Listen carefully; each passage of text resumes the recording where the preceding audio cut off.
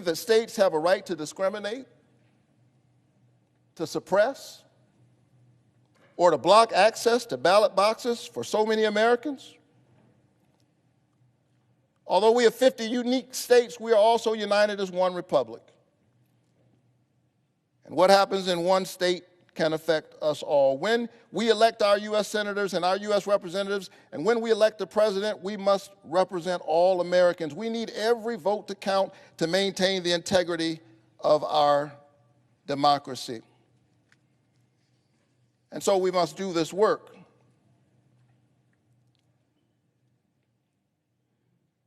I support reforming the Electoral Count Act. That said, reforming the Electoral Count Act will do virtually nothing to address the sweeping voter suppression and election subversion efforts taking place in Georgia and in states and localities nationwide. It doesn't matter if your votes are properly counted if you cannot cast your vote in the first place.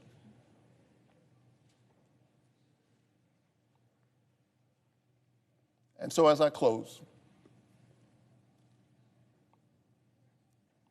I want to appeal to all of my colleagues on both sides of the aisle, not just as a colleague, but as a pastor and as a man of faith. The American people have sent us here, and history has summoned us to this moment. We cannot hide. Whatever the outcome tonight, I still believe in us. I believe in the U.S. I believe in us. I believe that democracy is the political enactment of a spiritual idea, that we are all children of God, and therefore we all ought to have a voice in the direction of our country and our destiny within it. I believe that a vote is a kind of prayer for the world we desire, for ourselves and for our children, and that our prayers are stronger when we pray together. And so a young Martin Luther King Jr. struggled all those years ago, and he said, "History has thrust something upon me from which I cannot turn away." Those of us who are students of Dr. King, I know I have often wondered, what would I have done if I were alive during the Civil Rights Movement? I know we would all like to think that we too would have had just a small fraction, just a fraction of the courage that it took for John Lewis to cross that Edmund Pettus Bridge. Well, for those of us who are fortunate enough to serve in the United States Senate in this moment, in this moral moment, we do not have to wonder. My God, he faced troopers on the other side, crossing that bridge. We're talking about a procedural bridge. We don't have to wonder what we would have done. I submit that what we would have done back then, we are doing right now. History is watching us. Our children are counting on us. And I hope that we will have the courage to do what is right for our communities and for our country. The courage to cross this bridge, to do the hard work in this defining moral moment in America for the sake of the communities that sent us here in the first place, for the sake of the planet, for the sake of health care, for the sake of jobs, for the sake of being able to argue for the things that we care about. The courage to fight for one another.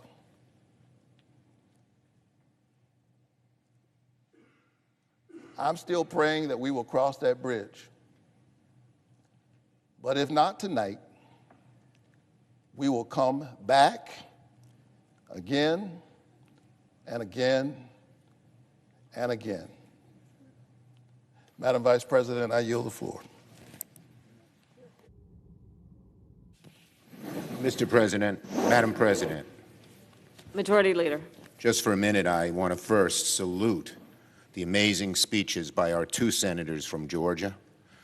Georgia, which has been the crucible in our fight for voting rights, where the attempts to curtail voting rights seem most pernicious. To both of you, your erudition, your eloquence, your passion were amazing. And I want to salute our Republican colleagues who listened to the speeches and hope that those who weren't here will get a chance to review those speeches as well.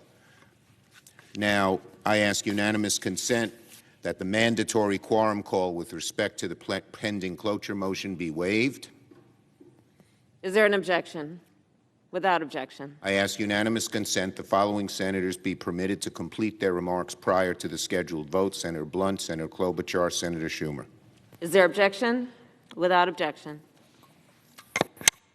Madam Vice President, Senator from Missouri. I've been on the floor most of the day today, and I think I've heard virtually every speech given. I was reminded again, as the day went on, of really the broad-based talent of people in the Senate. I spent some time a couple of years ago, over a course of about 6 months, kind of watching individual senators and trying to figure out how they got here. And with only a couple of exceptions, I could figure it out.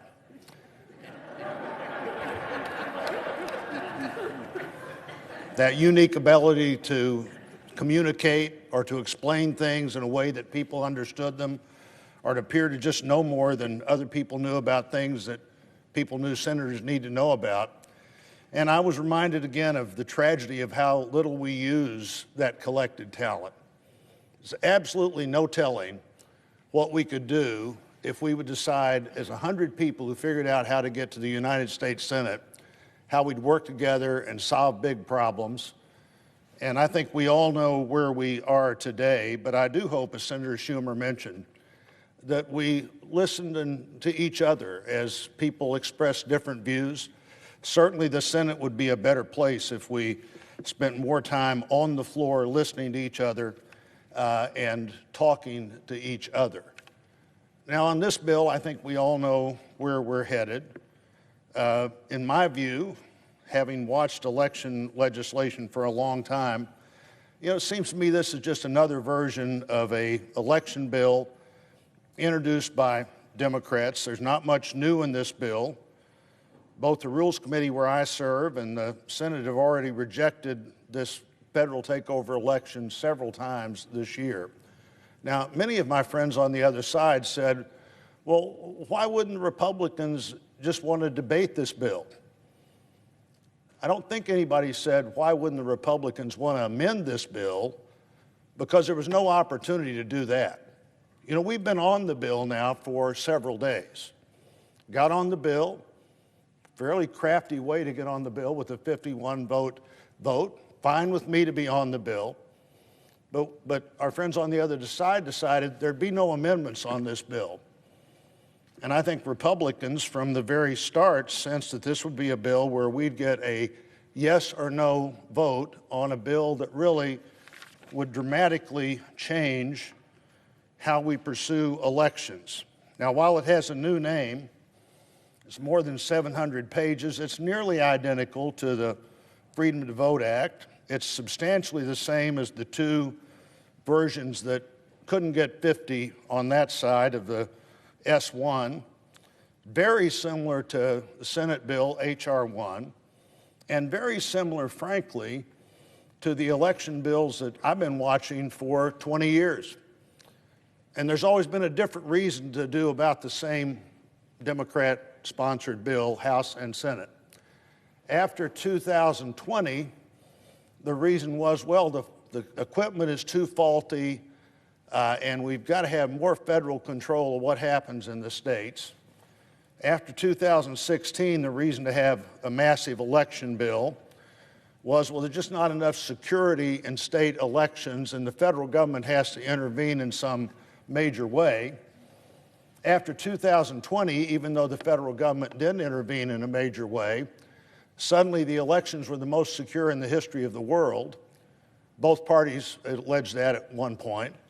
And now we need to have this bill because some states are passing legislation that in most cases looks at the real outreach that they appropriately did for the pandemic, and thinking in 2021 that the pandemic was over, thinking, what do we want to keep of what we did in that outreach, and what do we want to decide we should only do during a pandemic? I haven't found very many places, if any, that couldn't be easily explained, like postal regulations and other things, where the states that made changes and rolled back their pandemic outreach don't have more opportunities to vote now than they had in 2018, the last election before they should have done extraordinary things. Actually, one lesson we've probably taught state legislators here is don't do anything to try to meet an immediate moment, because if you try to undo any of it when that moment's passed, you'll get on what Senator Langford described as the bad list. He also did a pretty good job explaining that a lot of states that weren't on the bad list don't have nearly the opportunities to vote that the states that are on the bad list.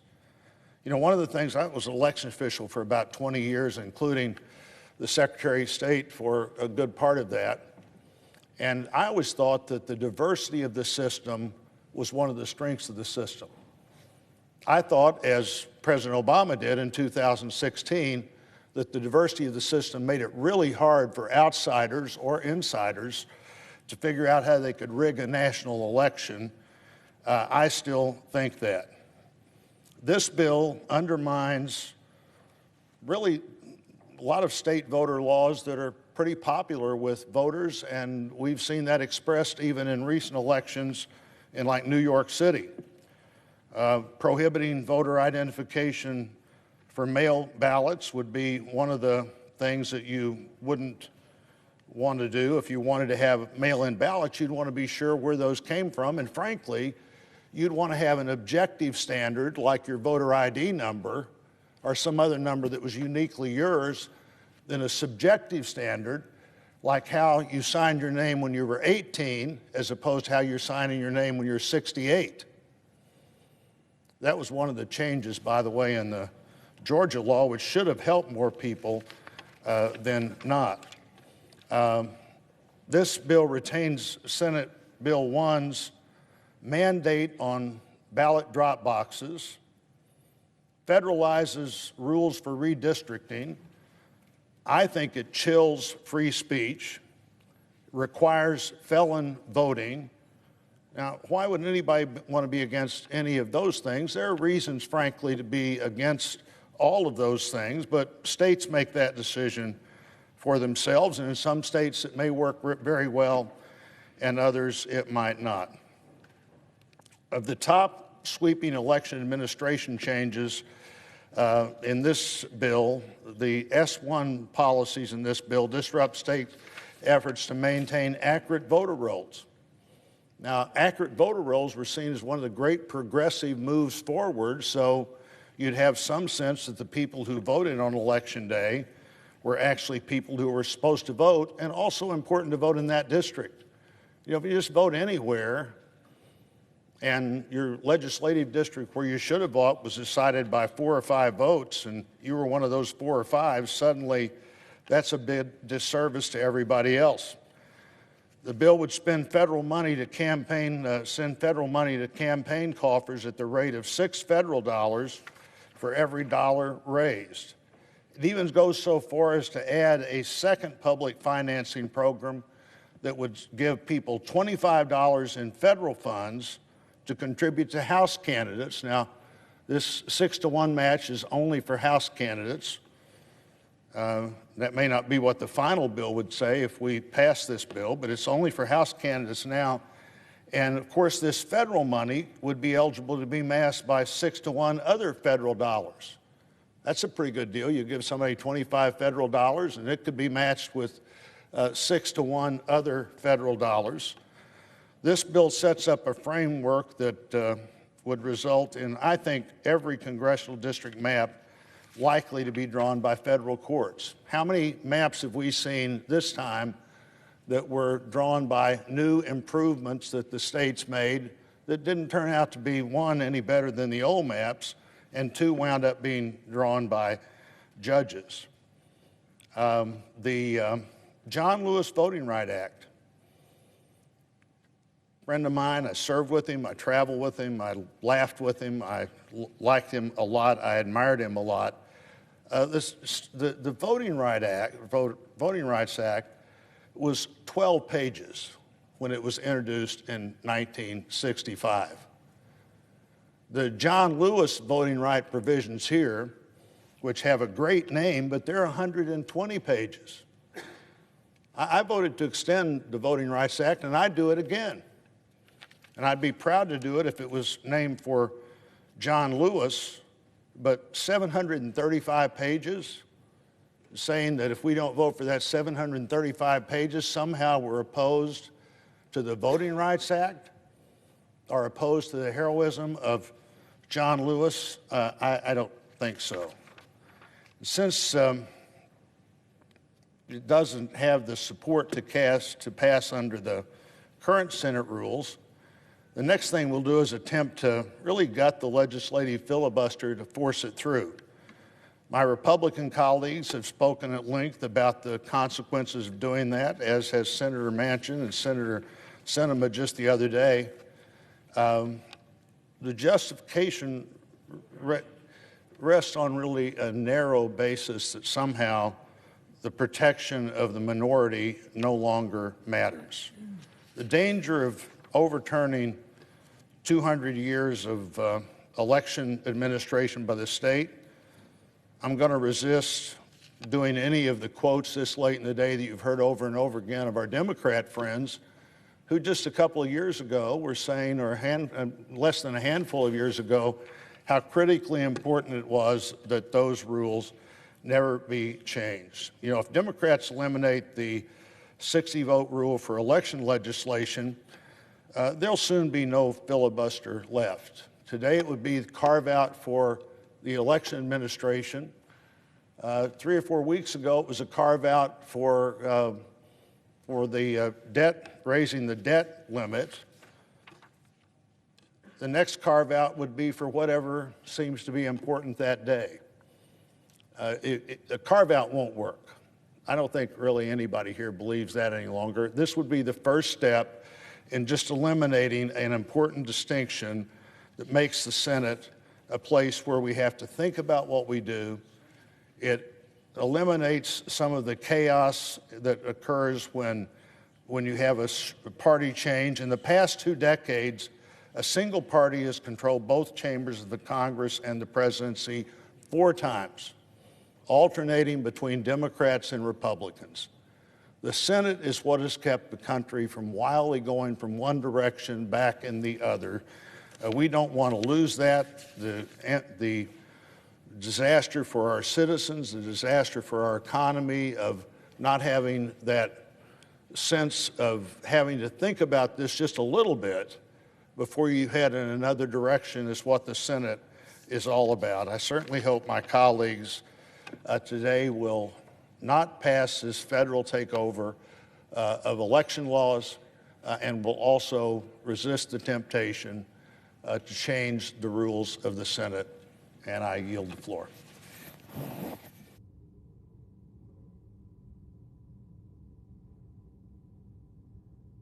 Madam Vice President. The Senator from Minnesota.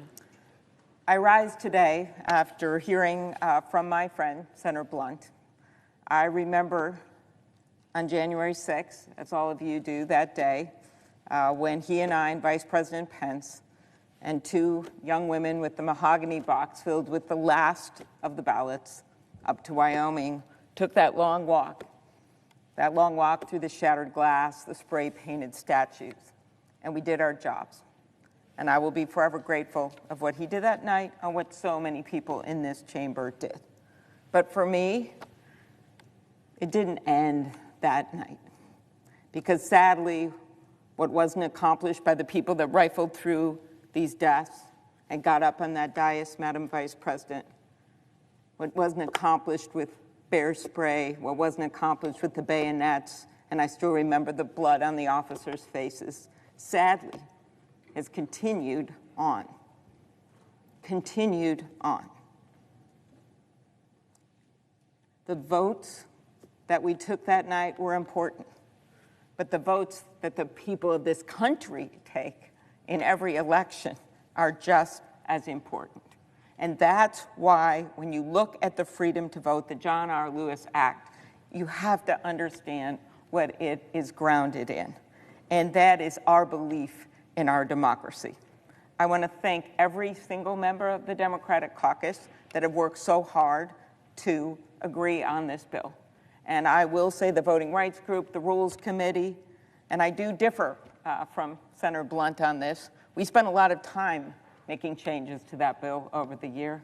We have made many changes in response to concerns from secretaries of state and local election officials all across this country. And I also thank you and the President for your leadership.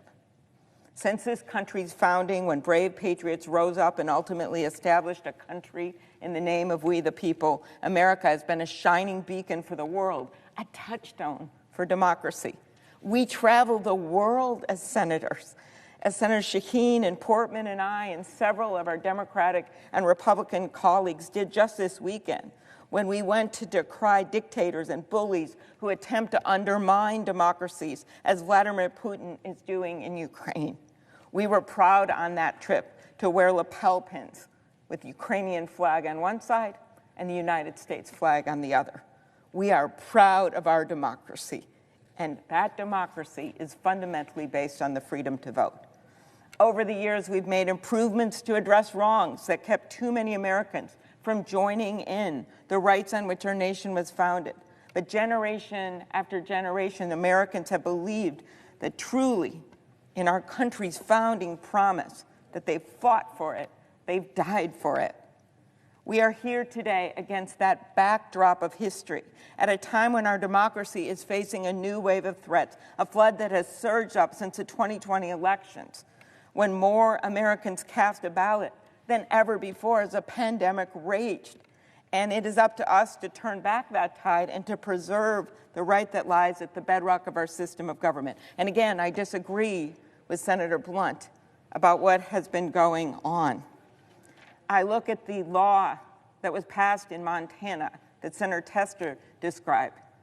That was set in place for 15 years for same-day registration in the state of Montana. 15 years. In the last election, 8,000 people took advantage of it on election day, either newly registering to vote or changing their address because they moved. It's just taken away from them with what one court described for another law years ago in North Carolina, surgical precision. Or you look at what our friends Senator Ossoff and Senator Warnock described of what has happened in Georgia. 70,000 people registered during that last weeks of the election in the runoff period. 70,000 people in the last election. That has been stripped away, passed into law, that cannot happen again. The Founding Fathers knew that our democracy would face obstacles. A lot of people have been quoting them. I'll quote this one, Samuel Adams. He said this: "The liberties of our country are worth defending at all hazards, and it is our duty to defend them against all attacks." When you have over 9,000 threats against members of Congress in just last year, double, triple what we've seen before, I don't see that walk we took, that really important walk, that all ended that day. When you have local election officials across this country being threatened, the names of their kids and their homes put out on the internet, like the Republican local election official in Senator Casey's home state of Pennsylvania, his house, his kids, with a threat that said, "Tell the truth or your 3 kids will be fatally shot." It's on all of us to uphold and protect this democracy. The Freedom to Vote, John R. Lewis Act, meets the challenges before us by establishing basic federal standards for our election, restoring and strengthening the Voting Rights Act, countering the power of secret money in our politics, and taking on new threats to our elections to ensure that every vote is properly counted. And again, let me read from the Constitution, from Article 1, Section 4. That clause empowers Congress to make or alter rules for federal elections at any time. At any time. As Senator Kaine noted, that's the only time at any time is used in the Constitution. At any time. The word filibuster isn't in this document. The word cloture isn't in this document. But it was anticipated that Congress could and should be involved in federal elections when necessary. What brought us to the point today? We're here in the midst of a concerted effort to stop people from exercising the most fundamental right in our democracy. Because, as Reverend Warnock has put so well, some people don't want some people to vote. We're here because the people of this country know what's going on. I'm talking about a veteran in Georgia who didn't have to stand in line to serve his country, but he had to stood. I met him myself. He had to stand in line hours and hours and hours in the hot sun just to cast a ballot. We're here because those voters in Wisconsin who stood in the rain in homemade masks and garbage bags in the beginning of a pandemic just to exercise their right to vote. We're here because of a voter in a wheelchair in Texas who traveled 3 hours on 4 buses just to vote. A woman in Montana who had open heart surgery, uncertain about how to return her mail ballot. A former election official from a rural county who was ousted by Republicans in the Georgia legislature after a decade of service. And a 92-year-old woman who was purged from the rolls after voting in every election for decades since 1968. We're here because after record number of voters voted to make their voices heard, there are people, sadly, that are working in every state capital to make sure it never happens again. And I note that for every one of these laws that have passed in 19 different states, it has been with a simple majority, state by state by state, a simple majority. And then, as was noted by several of my colleagues, after this chamber has established over 160 carve-outs, 160 processes in law to allow for a final vote without a 160-vote threshold, whether it's for the debt ceiling, whether it's for the Bush tax cuts, whether it's for the Trump tax cuts, whether it is for Justice Amy Coney Barrett, 51 votes. Now we hear at this very moment that we must embrace this archaic rule that is not in the Constitution and did not exist when the Senate was founded. And we're not even talking about getting rid of this rule. We're simply talking about restoring the Senate to what it once was, so we can have debates and we can actually vote on bills when those debates have concluded and when the speeches are exhausted. We're here because we took an oath to defend the Constitution as we did that night on January 6th. We're here because we know that the eyes of the world are on us, watching to see if America will stand up and take on the challenges of our time. To paraphrase Dr. King, whose legacy has been honored many, many times today, while there may be finite disappointment in this country for so many people every day, we must never lose infinite hope. We're not losing it. That, my friends, is why we, on the Democratic side of the aisle, are supporting this bill. With history's eyes on us and with so much at stake, we must and we will fight on. Thank you. I yield the floor.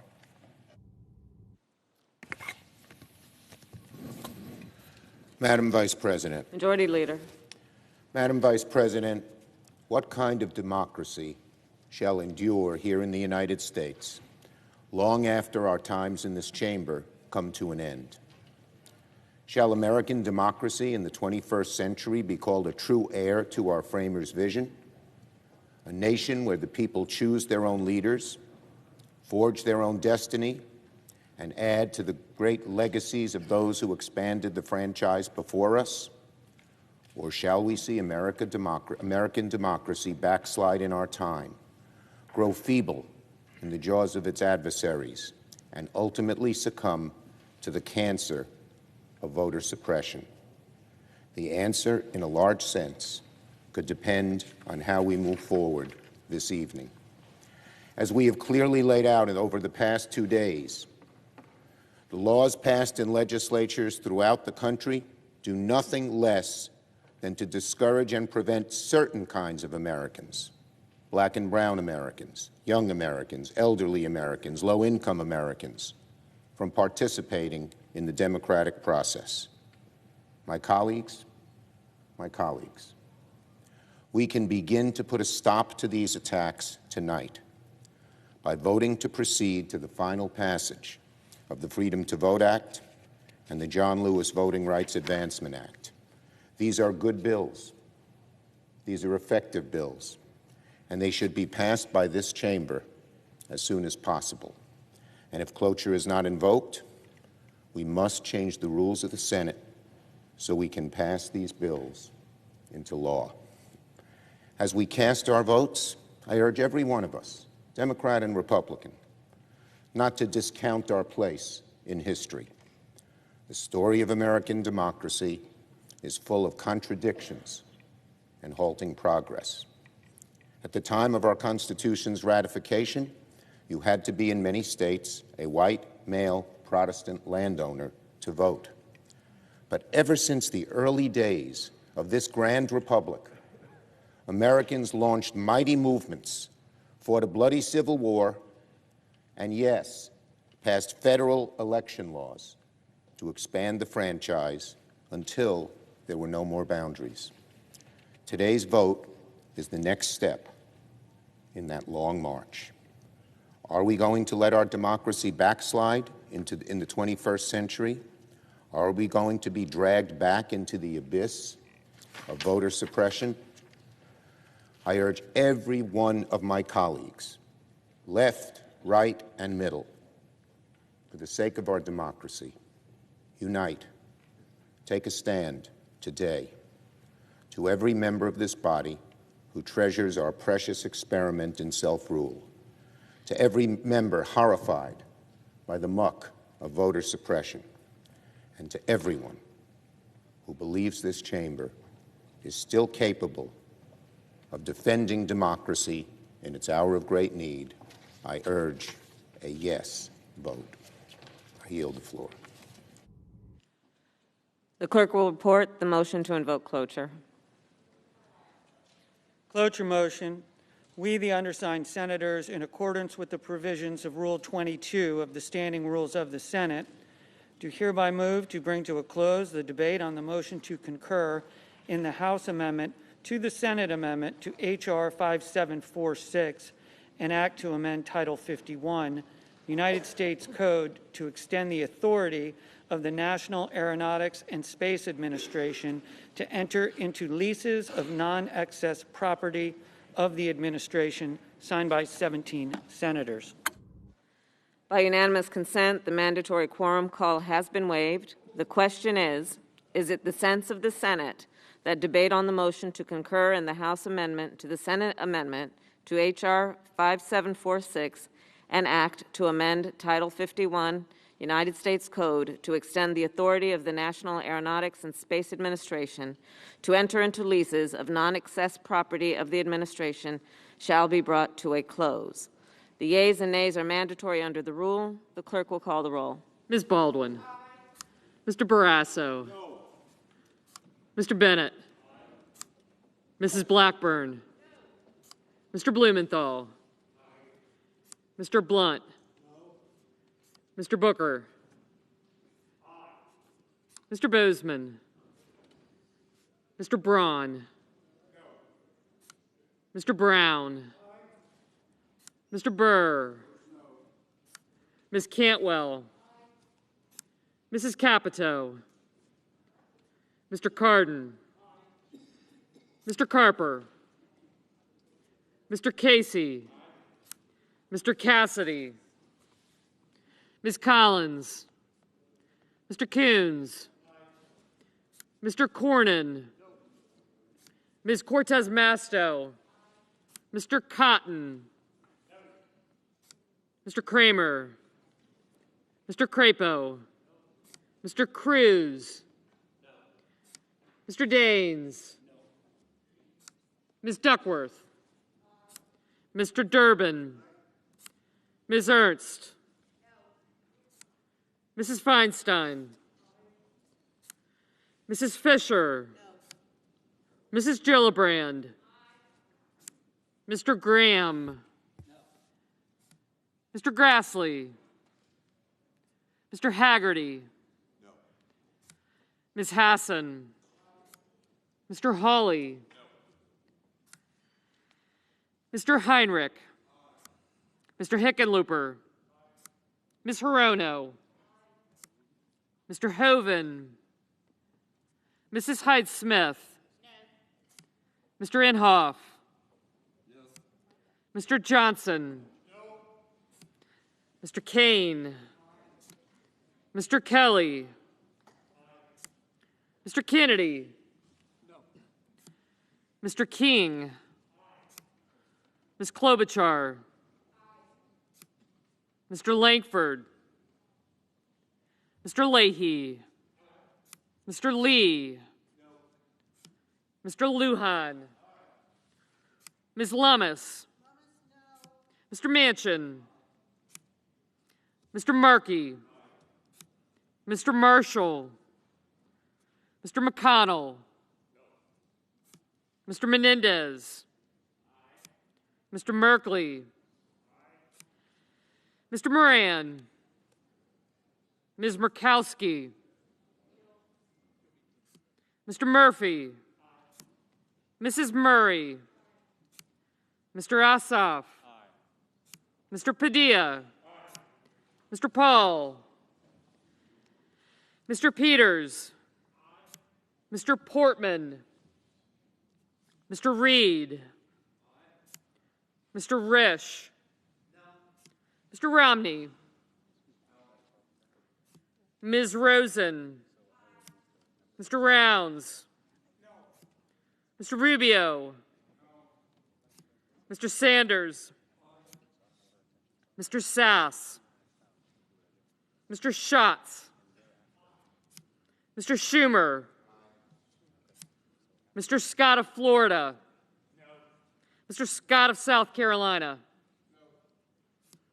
Mrs. Shaheen. Mr. Shelby.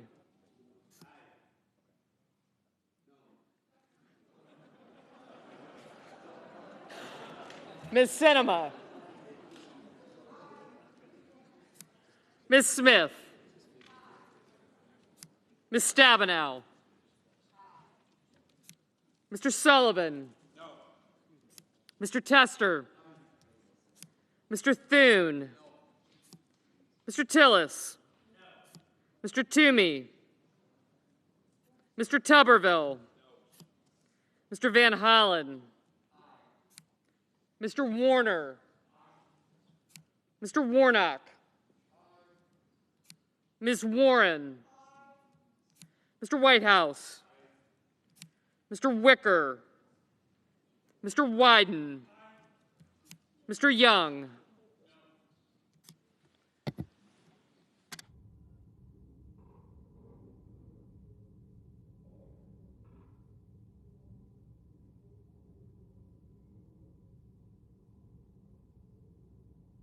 Yeah. Mr. Paul. Ms. Collins. Mr. Hoven. Mr. Kramer.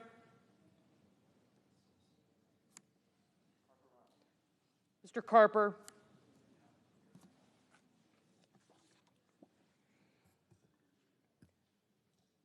Senators voting in the affirmative: Baldwin, Bennett, Blumenthal, Booker, Brown, Cantwell, Cardin, Carper, Casey, Coons, Cortez Masto, Duckworth, Durbin, Feinstein, Gillibrand, Hassan, Heinrich, Hickenlooper, Hirono, Kane, Kelly, King, Klobuchar, Leahy, Lujan, Manchin, Markey, Menendez, Merkley, Murphy, Murray, Asaf, Padilla, Peters, Reed, Rosen, Sanders, Schatz, Schumer, Shaheen, Sinema, Smith, Stabenow, Tester, Van Hollen, Warner, Warnock, Warren, Whitehouse, and Wyden. Senators voting in the negative: Barrasso, Blackburn, Blunt, Braun, Burr, Collins, Cornyn, Cotton, Kramer, Crapo, Cruz, Daines, Ernst, Fisher, Graham, Haggerty, Hawley, Hoeven, Hyde-Smith, Inhofe, Johnson, Kennedy, Lee, Lummis, McConnell, Murkowski, Paul, Risch, Romney, Rounds, Rubio, Scott of Florida, Scott of South Carolina, Shelby, Sullivan, Thune, Tillis, Tuberville, and Young. Mr. Wicker, no. Mr. Sass? No. Mr. Lankford? No. Mr. Moran? No. Mr. Toomey? No.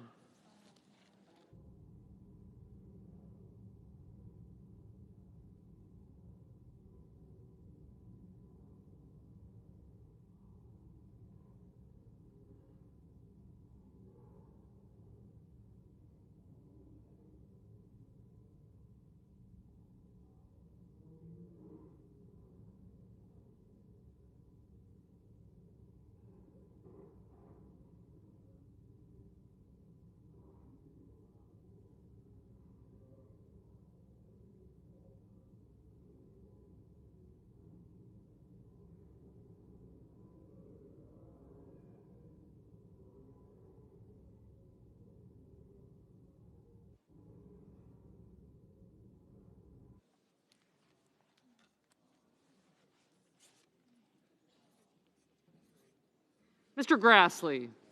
No.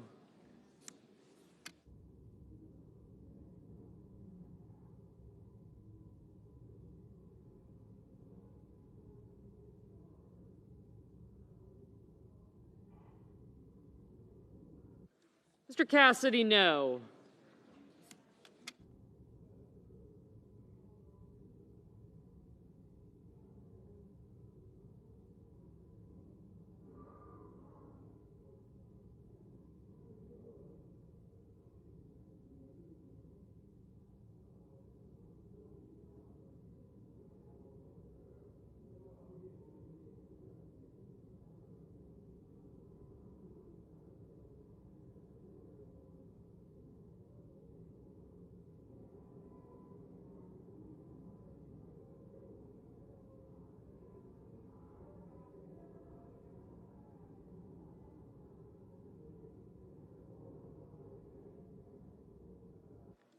Mr. Portman?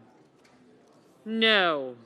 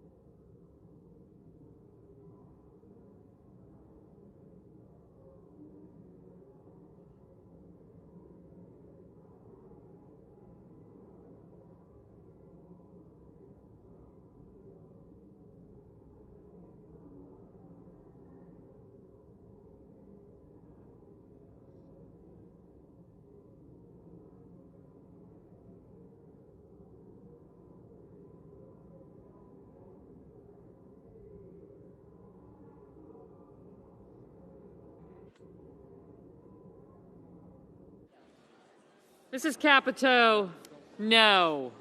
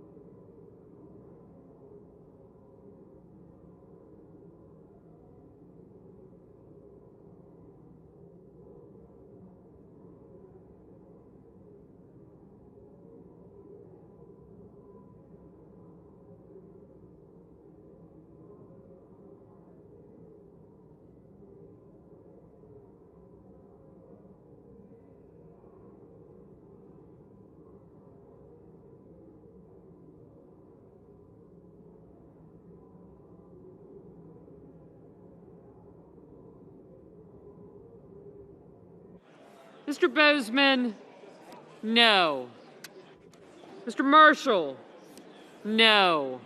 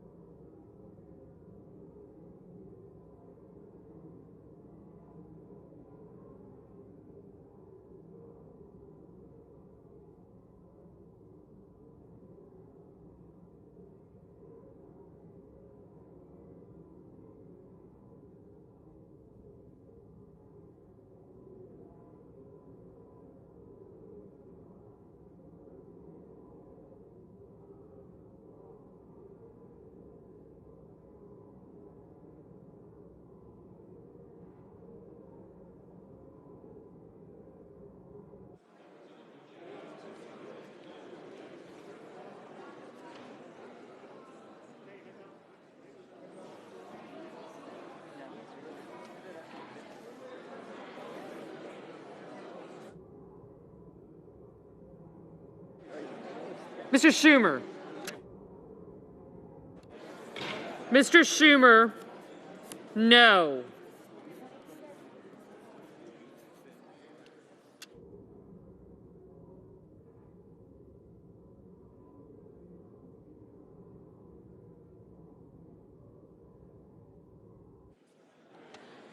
All right.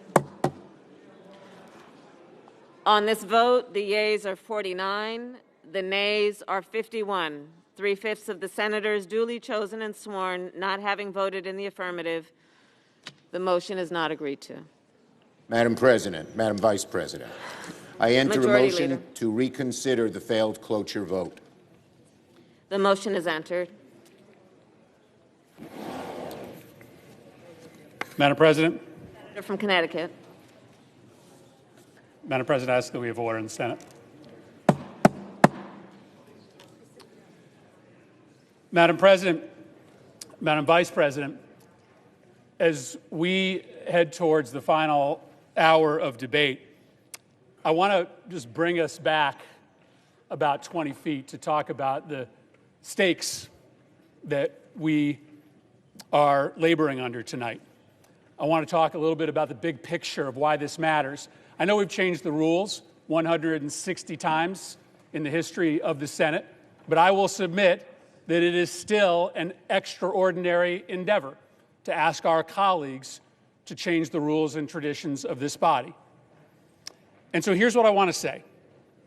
It is really important to remember that democracy, this idea that every member of our country, every member of the community gets an equal say in the rules that govern us, it is unnatural. Why do I know this? Because I want you to think of every organization in your life that matters. Your workplace.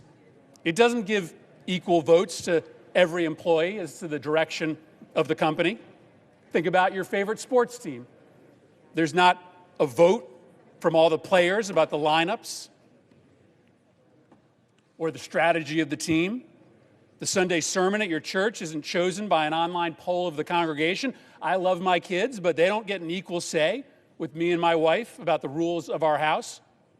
When you look out over the long stretch of human history, it's no wonder that 99.9% of humans have lived under governments that were monarchies or sultanates or autocracies. Since the beginning of time, human beings have preferred, have been naturally drawn to, or maybe have been trapped in hierarchical systems where the strong and the powerful make the decisions for everyone else.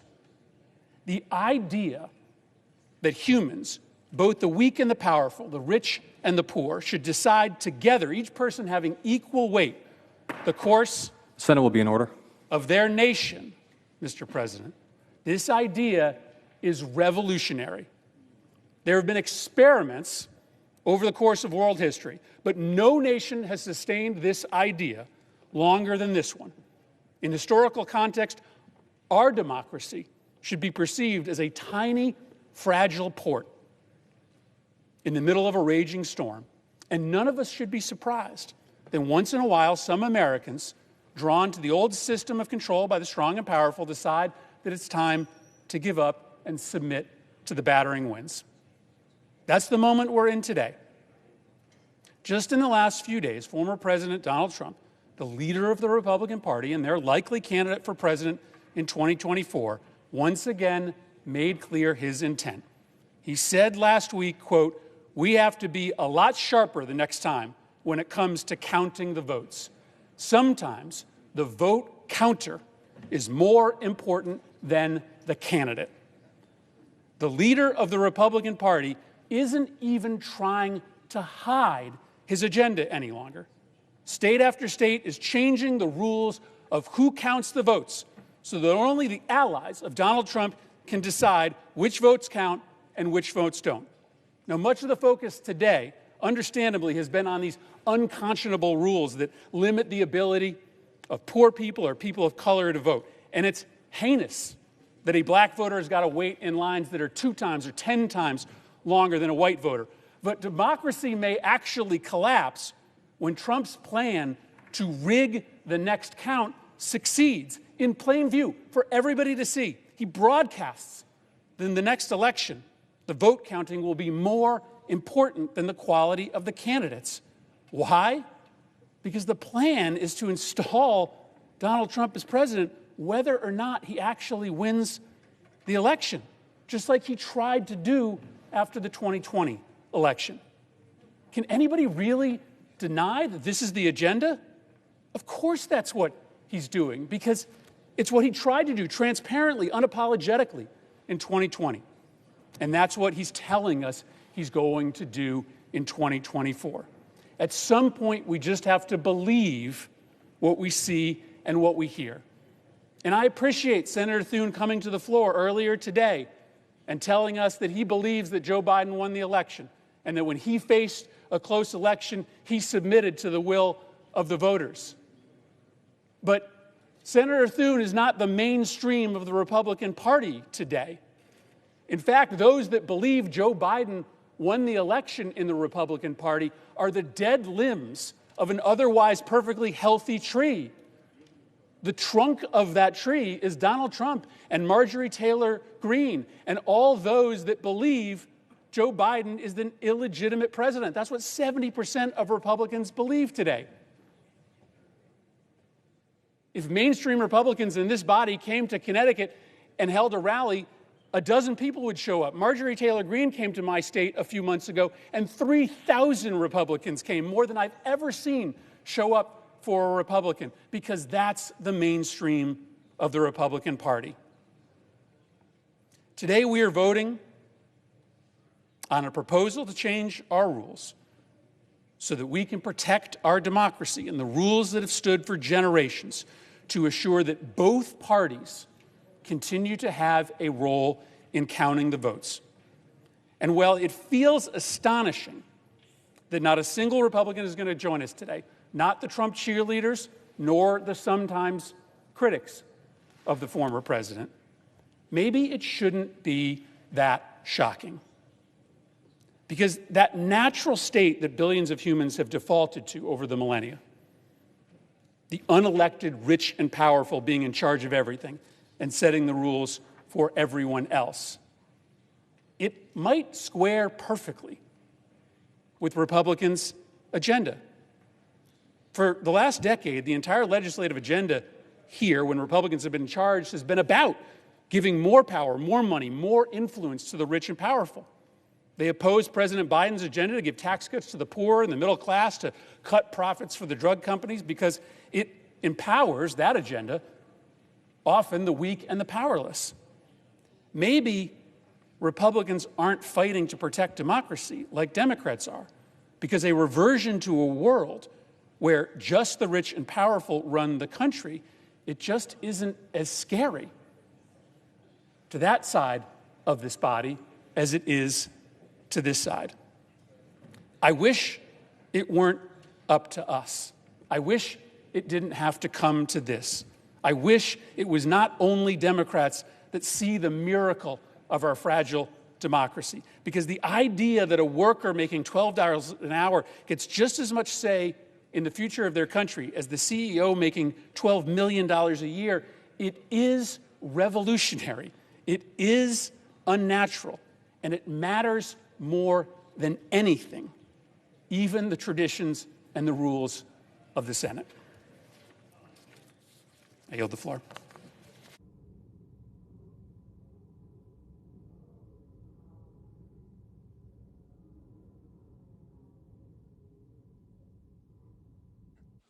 Who seeks recognition? Mr. President. Senator from Maine. Mr. President, I came here 9 years ago opposed to modifying the rules about the filibuster. Indeed, I signed a letter a couple of years ago saying the same thing. I understand that it can and probably will boomerang, that an elimination of the filibuster, what is today's annoying obstruction, could be tomorrow's priceless shield. I get that. I understand that it can also be a spur to bipartisanship. We all saw that several years ago on the CARES Act. The Republican leader submitted a bill. It was voted down on a filibuster initially, and then ensued a series of negotiations that improved the bill and made it a bipartisan bill that passed this body unanimously. The problem is, if it's being used as a spur to bipartisan discussions, that works. We saw it work with the CARES Act. But if it's used simply to stop something, in other words, if one side or the other just doesn't want to even talk about the subject, what you're talking about is stone cold obstruction. And that's where we are today. Unfortunately, part of this body just doesn't want to talk about the issue of voting rights. How do I know that? Because we brought up a motion to proceed 3 times and it was voted down 3 times. A motion to proceed to have a discussion about this issue. The only reason we're having this debate today is that the majority leader found a rule that, frankly, I never heard of, that enabled us to bring this bill to the floor. It wasn't because the other side said, oh, let's discuss voting rights. What we have now, Mr. President, is not a filibuster. It's a second cousin once removed of a filibuster. It doesn't require any effort. It doesn't require any speeches. It doesn't require to hold the floor.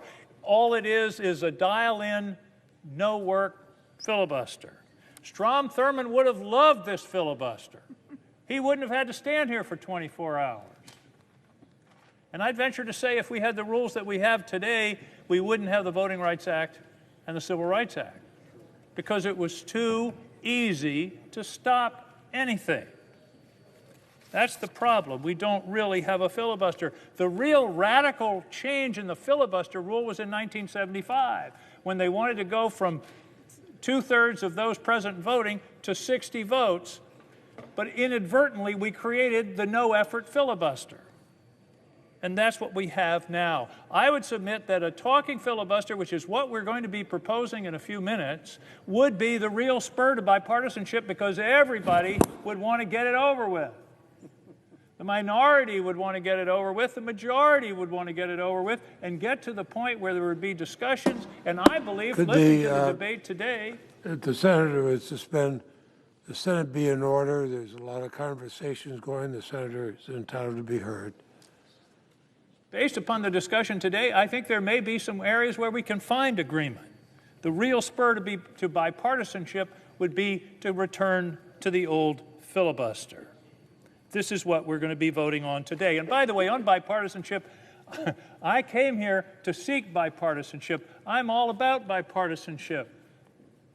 But it strikes me as one of the deep ironies of this discussion that we are elevating bipartisanship in this body to this exalted position while these laws are being passed entirely on a partisan basis in all of these states across the country. I guess bipartisanship is an important principle in Washington, but in Atlanta and Austin, not so much. I don't get that. I think that's one of the real ironies of this situation. So, Angus, if you came here opposed 9 years ago, why are you changing now? Because what we're talking about today isn't policy, it's structure. Right. It's our democracy itself. Policy can change. If they don't like the policy we pass, they can kick us out and vote other people in. If we change the structure that diminishes the right of people to vote, it's not self-correcting anymore. The system itself is being compromised. That's what we have to talk about. And we're not only talking, most of the discussion today has been voter suppression. There's also what I call voter subversion, purging the officials in charge of elections. This democracy, I would argue, was damn near saved by a guy named Brad Raffensperger in Georgia. They've purged him, or they're going to. They've already purged him out of the system. And they're going to try to purge him out of his job. That's happening, and we talk about giving people the legislature, a partisan legislature, the ability to dismiss voting boards because they don't like what they did. We're going to see more and more voting boards, voting commissioners, certification officials being purged because they don't want to get the results that they don't agree with.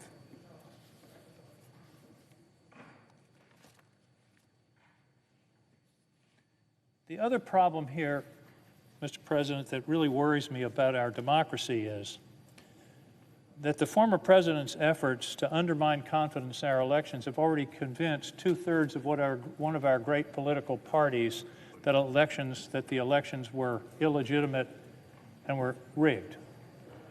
2/3 of one of our great political parties now believes that. If these laws that are happening across the country, and they're going to continue happening, and by the way, if we give them a pass today, it's Katie bar the door over the next 6 months, then you're going to disillusion and anger and loss of trust among 2/3 of the Democratic Party and independents, and you're going to have widespread distrust of elections as the way we solve our problems in this country. And if you can't trust elections, what do? I would submit that we saw it on January 6th. Those people had been told that something was stolen from them, and they couldn't trust elections, they couldn't trust the courts, they couldn't trust the media, so they took the law into their own hands.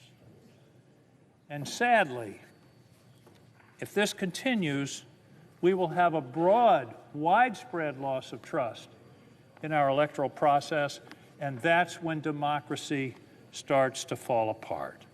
Finally, my wife says I say finally too much, it gets people's hopes up. Finally, there's some deeper constitutional issues here. The framers knew fractions. They said it takes 2/3 to pass a treaty. It takes 2/3 to impeach a president. It takes 2/3 to pass a constitutional amendment. It takes 3/4 of the states to pass a constitutional amendment. They knew fractions. They didn't apply any fractions when they talked about the passage of legislation. Why not? Because they knew it would be a disaster to have a supermajority requirement in one of the houses of the national legislature. How do I know that? Because Madison and Hamilton said it explicitly. Federalist 22 by Hamilton, Federalist 58 by Madison. Madison says the fundamental principle of free government, if you have a supermajority requirement, would be reversed. It would no longer be the majority that would rule, the power would be transferred to the minority. You can't have it both ways. It's either majority rule or it's minority rule. And the filibuster was not part of the Constitution. In fact, they expressly and explicitly rejected that idea of a supermajority requirement. It flips democracy on its head. I think we're at a hinge of history, Mr. President. I think we're at a hinge of history where our fragile experiment, and Senator Murphy is right, we're an anomaly in world history. The norm is pharaohs and kings and dictators, and now we call them presidents for life. And once people seize power, look at what, and this isn't an academic discussion, this has happened in Hungary, in Turkey, in Venezuela, in Russia. It's happened right in our personal experiences. It can happen here, and it starts with undermining free and fair elections. In the winter of 1891, the House passed a Protection Act for black voters in the South. The bill was to deal with the egregious voter suppression that was then sweeping the South in the wake of the Civil War. The bill came here and died due to a filibuster. That filibuster echoed in this country for 75 years. It took 75 years to correct the mistake that this body made with that filibuster in the winter of 1891. We're not talking about abolishing the filibuster. We're not talking about a carve-out. We're talking about allowing this body, requiring this body to debate, to argue, to make their arguments, as long as it takes. And then at the end, when the debate is exhausted, all of us have had the opportunity to speak twice, then we have a vote. And we pass legislation on the same basis that it's always been passed by a majority. Cloture has nothing to do with the passage of legislation. It's always been by a majority. Mr. President, I pray that we don't look back on this day and realize the level of the mistake that they made in 1891. Abraham Lincoln's words ring today as they did when he came to this body in December of 1862. He said, "Fellow citizens, we cannot escape history." We of this Congress and this administration will be remembered in spite of ourselves. No personal significance or insignificance can spare one another of us. The fiery trial through which we pass will light us down in honor or dishonor to the latest generation. The fiery trial through which we pass will light us down in honor or dishonor to the latest generation. Mr. President, I yield the floor. The senator from Virginia. Mr. President, I'm glad that a number of my Republican colleagues are in the chamber because I'm going to speak very briefly just to reassure you. I am not so immodest that I believe I'm going to persuade you, but I do want to try to reassure you. We're going to take up a rules reform proposal that will not blow up the Senate.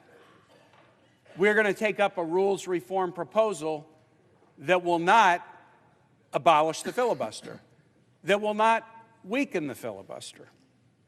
We're going to take up a proposal that will show you, even if you're not persuaded, but I believe it will show you that we've been listening to you, that we've been listening to all our colleagues as we try to come up with a rules reform proposal to let us address the voting rights issue. I'm glad to see Senator Collins and Senator Coons here on the floor. You helped put together the 2017 letter that many of us signed, and it's very carefully worded in its 2 paragraphs. And what you got us to join together as bipartisan senators to express was our united determination to preserve the ability of members to engage in extended debate when bills are on the Senate floor. Extended debate when bills are on the Senate floor. And that's what our rules reform proposal will do. The simplest way to understand it, Senator Merkley's going to go into more detail, is it switches the current secret filibuster into a public filibuster and makes both parties have to work on the floor. The majority have to work and the minority have to work on the floor to get the kind of extended public debate that we joined together to seek in the letter in 2017. Let's face it, we don't really do this. The current rules are an obstacle to extended debate because you just vote down the motion and proceed, and you can't even get on a bill. And then if you do get on a bill, the 60-vote cloture threshold is used with confidence by a filibustering minority that you don't even have to show up to debate because there's an awareness that you can't get 60 votes to terminate debate. So instead of trying to change the rule about terminating debate, which, as my colleague Senator Manchin pointed out, to terminate debate has always required more than a simple majority, we're going to restore actually having debate. And when debate is finished, the rules of this Senate have always been, when debate is finished, even after a long time, passages by simple majority. Our proposal is to restore a talking filibuster that has been the history of this Senate over the vast majority of our history, and to make a simple change to make it public rather than secret so that our colleagues and the American public can understand and then hold us accountable for our actions. With that, Mr. President, I yield the floor. Mr. President. Mr. President. The senator from Maine. Thank you, Mr. President. Mr. President, first let me say that I appreciate the sincerity of the senator from Virginia, my friend Senator King, in his comments about the filibuster. I'm not going to repeat the speech that I gave last week on the vital safeguards that the filibuster provides to the minority party in the United States Senate and why it makes us the greatest deliberative body in the world. Instead, Mr. President, since I've already talked on that issue, I feel compelled to respond to comments that were made by Senator Ossoff, the senator from Georgia, earlier this evening. in which he singled out 4 Republican senators, Senator McConnell, Senator Cornyn, Senator Burr, and myself, and our position on the Voting Rights Act of 1965, a seminal law that was so important in the civil rights movement in guaranteeing the right to vote for all Americans.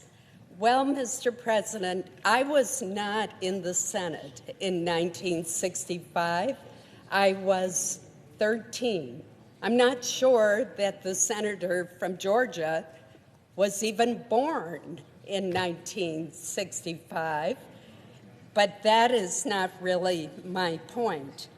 My point is that of me, the senator from Georgia, Mr. Ossoff, said, Senator Collins previously said that this bill will ensure that voting rights afforded to all Americans are protected, but not anymore. Mr. President, I voted enthusiastically and did say that about the Voting Rights Act reauthorization in 2006. And surely my colleague is not confusing that bill, which was 5 pages long, 5 pages, with the bill that is before the Senate tonight, which is 735 pages long. Surely he is not confusing those 2 bills. If he is, I would like to sit down and talk with him about the enormous differences between the 2 bills. But frankly, the number of pages says it all. I do support the reauthorization of the Voting Rights Act of 1965, and I did so, as did every other senator in 2006. But to equate that to the legislation that is before us now is simply not worthy.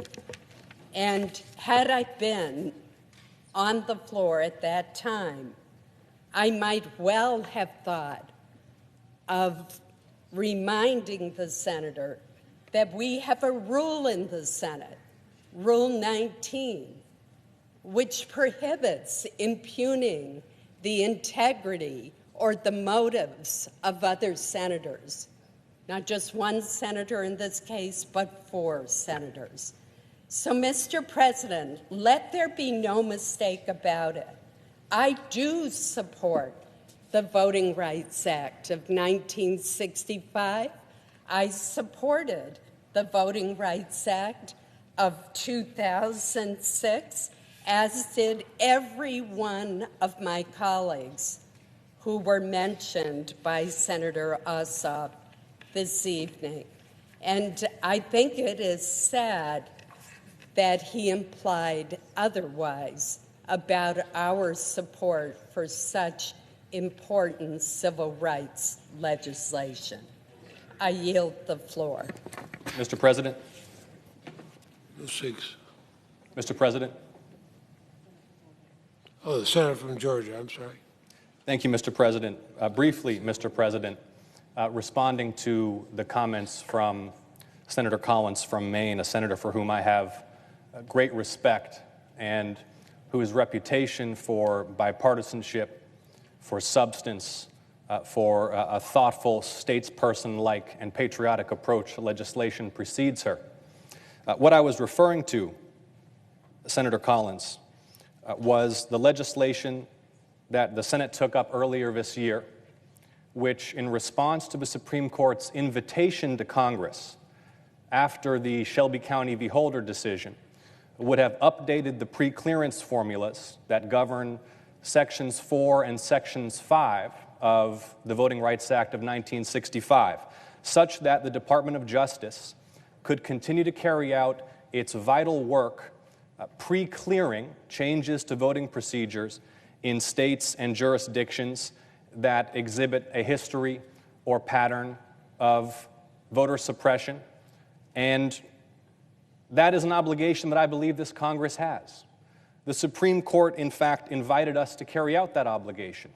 And the Judiciary Committee, under Senator Durbin's leadership, carefully crafted legislation that we believed responded to the Supreme Court's invitation to do just that. And respectfully, Senator Collins, representing the state of Georgia, where, as I mentioned earlier, we've faced a wave of bills and now law, which everybody in my state knows are intended deliberately to disproportionately impact certain communities, laws that prior to the Shelby County decision would have been subjected to Department of Justice preclearance. I believe more strongly than ever that preclearance is necessary. And what I was respectfully noting, Senator Collins, without any implications with respect to your motives or integrity, was what I believe to be an inconsistency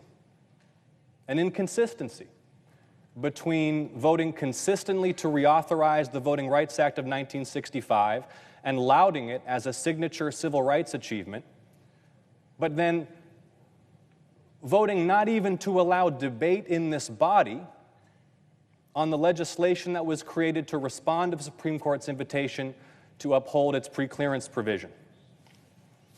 I yield. Mr. President.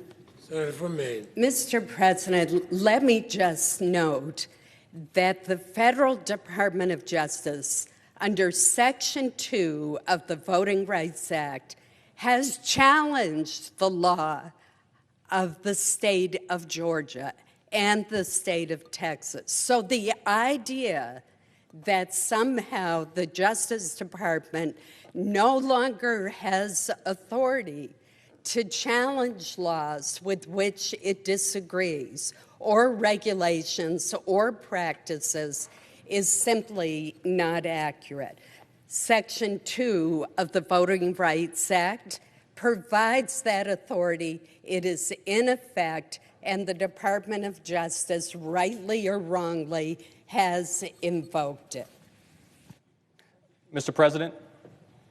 Senator from Georgia. I know we have other business to attend to in an important debate on procedure if it's ongoing, but I want to note with respect to my colleague from Maine that Section 2 of the Voting Rights Act is not the entirety of the Voting Rights Act.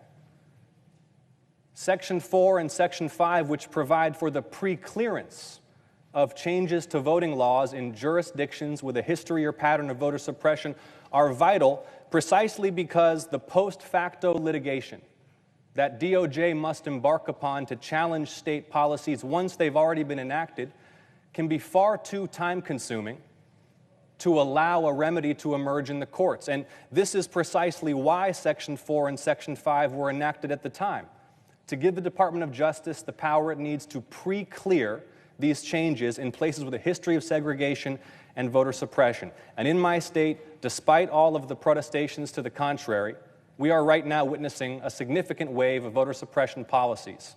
The Department of Justice should have the authority to pre-clear those changes to law to ensure they don't disproportionately impact minority communities. So Section 2 of the Voting Rights Act is important. But if Section 4 and Section 5 were also vital when you voted to reauthorize them in 2006, why aren't they vital today? Senator from Maine. I promise my colleagues this will be my last comment. This is entirely different from the debate on a 735-page bill. And I would invite my colleague from Georgia to review exactly what he said earlier this evening. Thank you, and I yield the floor. Mr. President. Senator from Oregon. Mr. President, I compliment my colleagues from Maine and Georgia for engaging in perhaps the most substantive exchange I've ever witnessed in 13 years here in the Senate. Earlier this evening, one of my colleagues from across the aisle said, "Why are we going down this road?" And there have been similar questions. Why is this so important? Why is this bill so important? And I'll answer simply this, that dark money corrupts elections. If you and I donate more than $200 to a campaign, we are recorded. But if extraordinarily wealthy individuals donate hundreds of millions of dollars, they can do it with no attribution, corrupting the elections across this country. Gerrymandering corrupts the system of equal representation. From the earliest debates in this chamber, it was recognized that each of us has a stake in the integrity of the elections in other states so that the people of the United States experience equal representation. We do not have equal representation in the House today, and the gerrymandering going on now will increase that corruption. And third, and most importantly, the power to vote is the most significant right guaranteeing each citizen a voice in the direction of our democracy. It is the soul of what it means to be a democratic republic.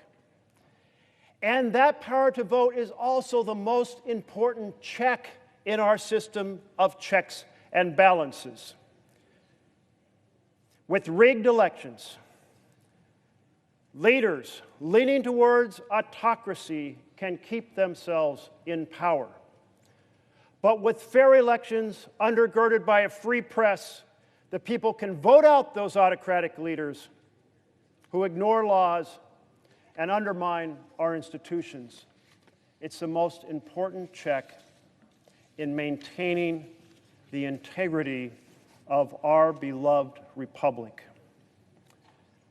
Let's go back in time.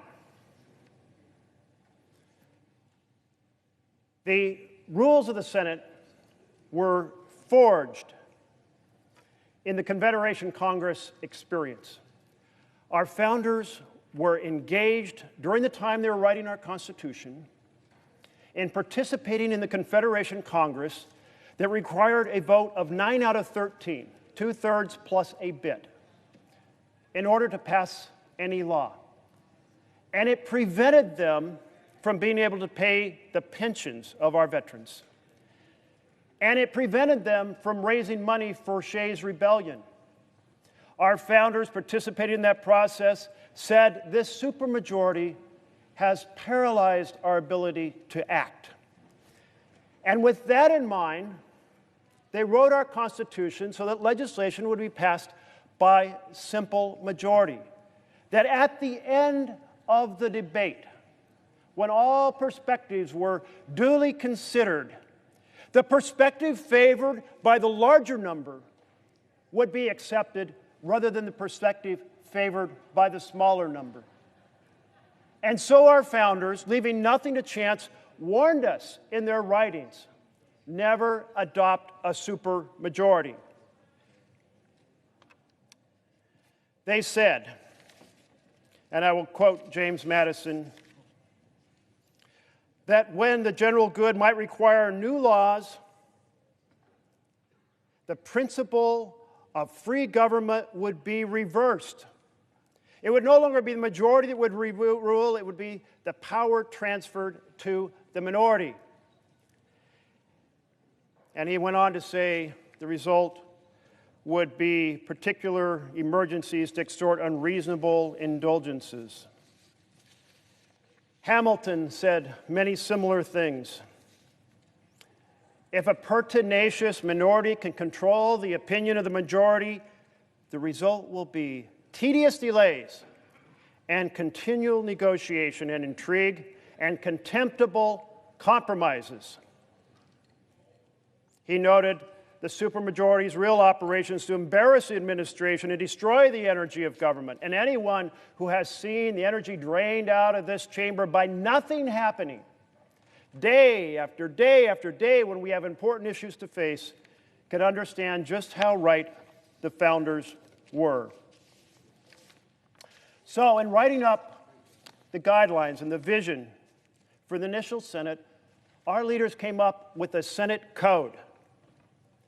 And that Senate Code was hear all perspectives In fact, guaranteeing in Rule 4 of the original rules that every senator will have the right to speak twice to a question. In addition, they put into the rules the previous question, just in case they couldn't get the debate to wrap up so they could get to that all-important vote to determine where the greater number stood. And Thomas Jefferson put into the rule book, the manual for the rules in 1801, no one is to speak impertinently or beside the question, superfluously or tediously. Hear the debate, consider all perspectives, and take the option the greater number favor.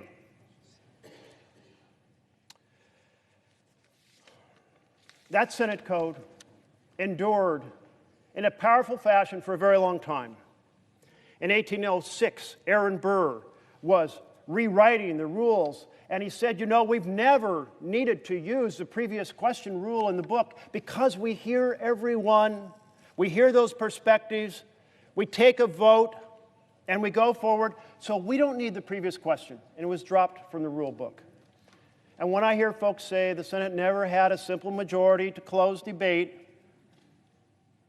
they had the Senate code, and they had a rule, and then they said, we don't need the rule because we have the Senate code. And that code continued to endure, which the full understanding of the members of this chamber was they had no right to prevent the Senate from getting to a final vote. That code was so powerful that in the mid-1800s, when senators started to speak at length in order to make it very difficult to get to a final vote, the press called it piracy. You may wonder, where did that term filibuster come from? That term is a corruption of the term freebooter, the term for piracy. The piracy was senators breaking the Senate code. That was a piracy.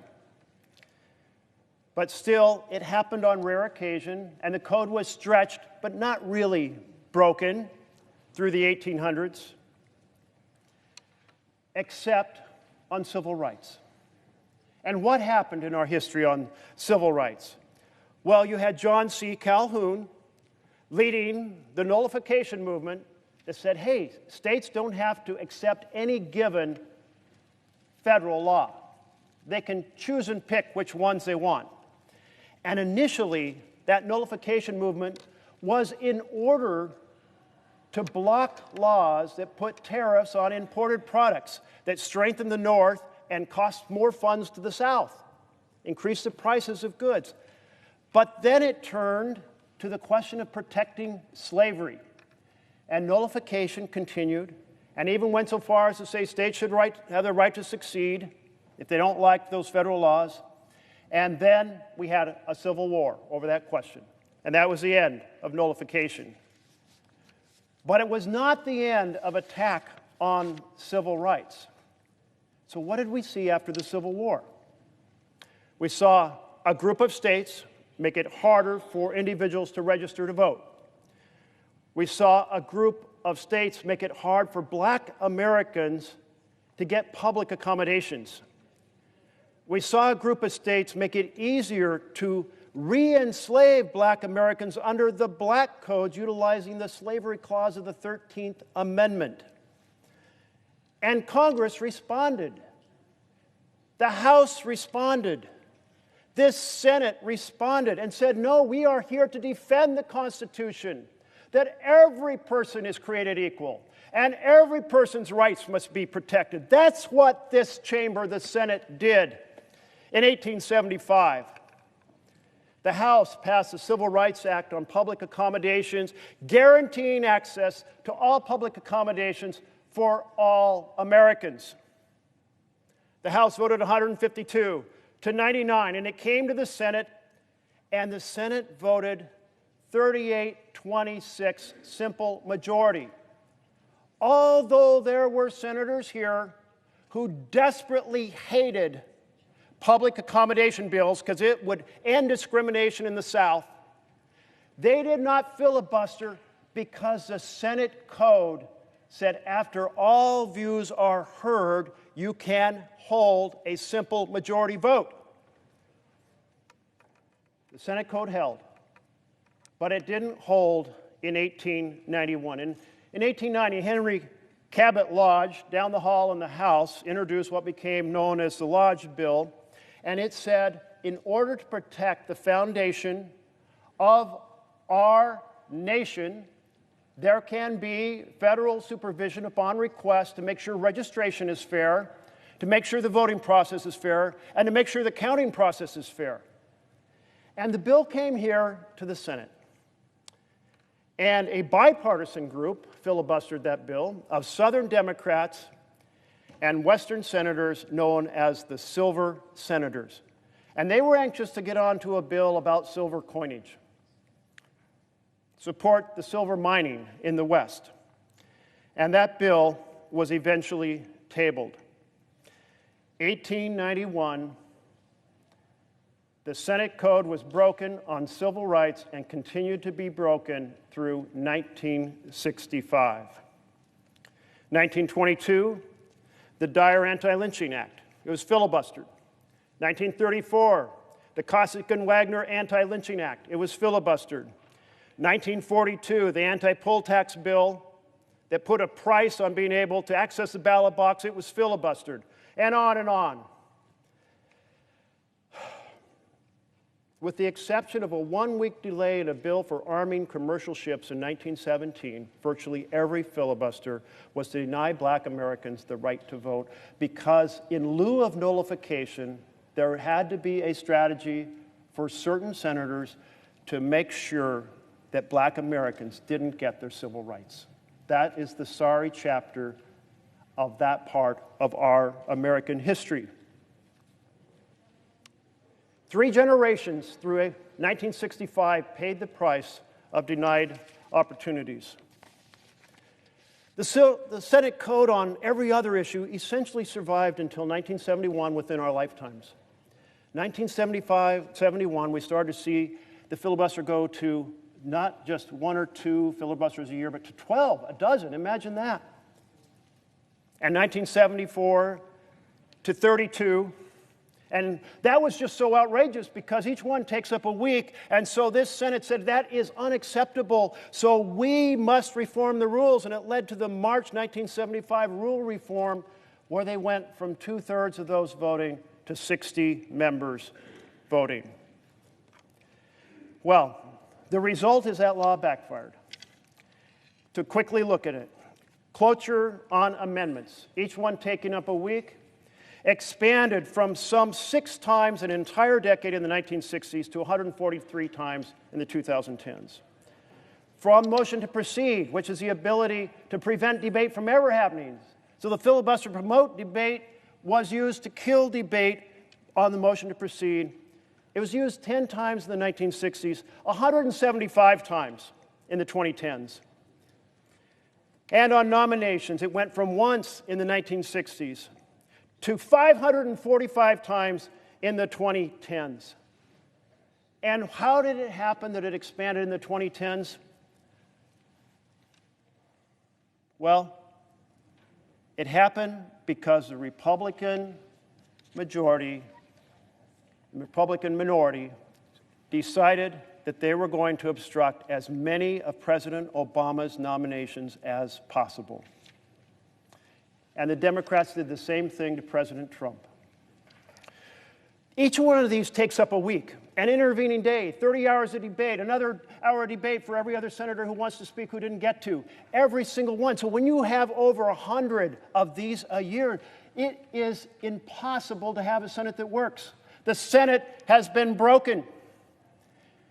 And perhaps the top champion of breaking the Senate is a minority leader who has engaged in the tactic of delay and obstruction, arguing he wanted to make sure his top priority was making sure President Obama was never reelected and stopping him from having an agenda and stopping him from putting people into office was the strategy. And Democrats took much the same approach to President Trump. So we have both done it, but the Senate is blowing up now. You know, that original Congress, the Senate, first term, it said there were about 4 cabinet members to confirm, plus ambassadors and some judges. 4. We have over 1,000 positions now. It's completely out of sync. The gears don't match. And every time there's a filibuster in a nomination, it's another week lost. So the Senate is now paralyzed because here is the interesting prospect and the unfortunate reality of 60 votes. The interesting prospect is that a majority of less than 60 has to reach out to the minority to get something done. And that sounds like it's going to increase cooperation and negotiation. But the unfortunate reality in our tribal partisan politics is the minority looks at that and says, if we can hold 41 senators from agreeing to close debate, we can paralyze the majority. That is the overwhelming impact, is paralysis and accentuation of partisanship of our current filibuster. Today's debate, it's not about a filibuster versus no filibuster. It's about fixing a broken Senate. It's about the difference, as my colleague from Virginia has said, from the secret no-show filibuster to the public talking filibuster. Before 1975, people who wanted to extend debate had to actually debate. What a notion, they had to show up. And that is painful and difficult to maintain continuous debate. And so there's an incentive to negotiate. But when there's a no-show, no-effort filibuster, where those who say they want to debate are off on vacation because 60 votes is required with or without them, there's no incentive to negotiate. So if you believe the Senate should be a place that encourages negotiation, we need a public filibuster, not a secret, silent filibuster. If you believe that the public should be able to participate in our process, we need not a secret, silent filibuster, but a public talking filibuster. We're here day after day, week after week. We're debating the issue. We're raising amendments. We're considering amendments. And what is the result? The citizens weigh in. They say, finally, they're considering it. Finally, they're debating it. Finally, they're going to take a vote. Now we can weigh in effectively in this moment. So this is about restoring, reinvigorating debate, restoring the public role, creating an incentive to negotiate, creating incentive for both sides to work to reach an accommodation. Now, my Republican friends have made much today of Democrats signing a letter saying that they are determined to, quote, preserve the ability of members to engage in extended debate. Interesting. Preserve the ability of members to engage in extended debate. The ability to preserve the ability to engage in extended debate means we need the talking public filibuster, not the secret silence filibuster, which requires no debate at all. So to my Republican colleagues who signed this letter, this is your opportunity to do what you said. Vote for the principle that the majority leader is going to be laying out forthwith. So, colleagues, if you believe in the founders' vision of this Senate, of hearing everyone and hearing everyone well, but eventually getting to a final vote, if you believe in the Senate Code, which stood up for so long, not even needing a rule to enforce it, except for civil rights, it held up through 1971. If you want more debate, and you want people who want to debate to have to show up to debate, support the talking filibuster. If you believe there should be an incentive for both the majority and the minority to negotiate, support the talking filibuster. If you believe the public should have the ability to see us debating issues, then support the talking filibuster. And my colleagues have said we must defend the minority leverage. Amen to that. That is why in 2011, I put forward in this chamber the talking filibuster and said we need to defend the minority's right to participate. Today, we have another opportunity to defend the minority's participation, to speak at length for at least twice on any given question on through a complex bill. But that, colleagues, depends upon ending the era of the secret, silent source of partisanship and paralysis that we currently have and replacing it with the talking public filibuster. I encourage you all to stand today for the Senate to work and for the Senate, most importantly, to defend the fundamental rights of every American to access the ballot box. Thank you, Mr. President. Mr. President, if I could just yield for 1 second, sir. The senator from West Virginia. Senator Merkley, was it possible we could enter into a talking filibuster now without a rules change? Couldn't we start a talking filibuster right now without a rules change? To my colleague from West Virginia, the challenge that we have today is that in the course of Senate debate, it is never possible to get to a debate on the final question. And the proposal that the majority leader is putting forward is saying it is time to get to that final debate. And on that final debate, every senator can speak twice. I can tell you, leadership of both sides probably is nervous about the idea of 100 senators speaking twice at length. But that is the single innovation of the talking filibuster, is to say that there will be a purity debate in which we will consider final passage with all 4 of the mechanisms that currently exist, 3 that were created at the foundation.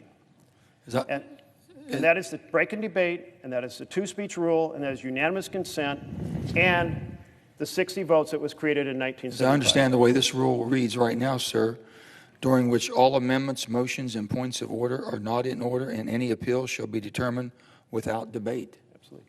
That doesn't allow any amendments whatsoever. And no. the vision of this. That's the way this one is, what we're voting on right now. Oh, excuse me, go ahead. I'm saying that's what we're voting on right now. What we're voting on right now is to go to final passage with continuous debate, and the majority leader's team has crafted this to ensure continuous debate. No amendments.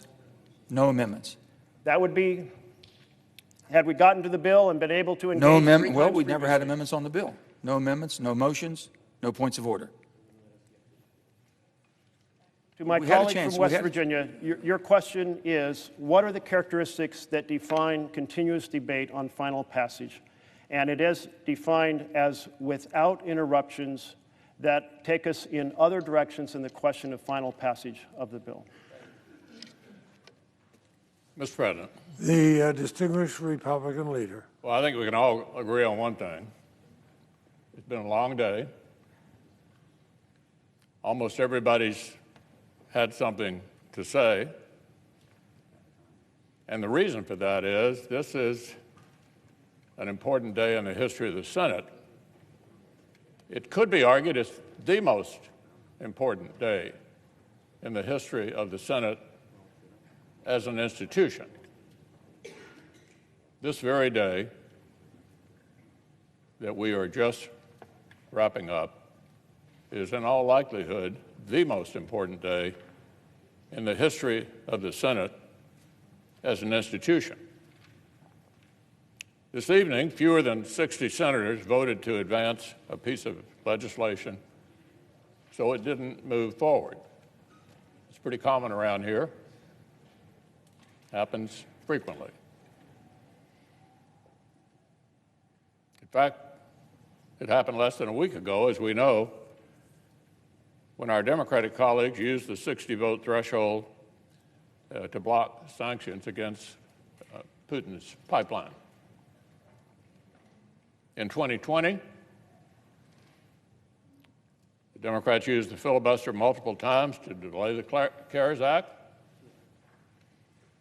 kill Senator Tim Scott's police reform bill,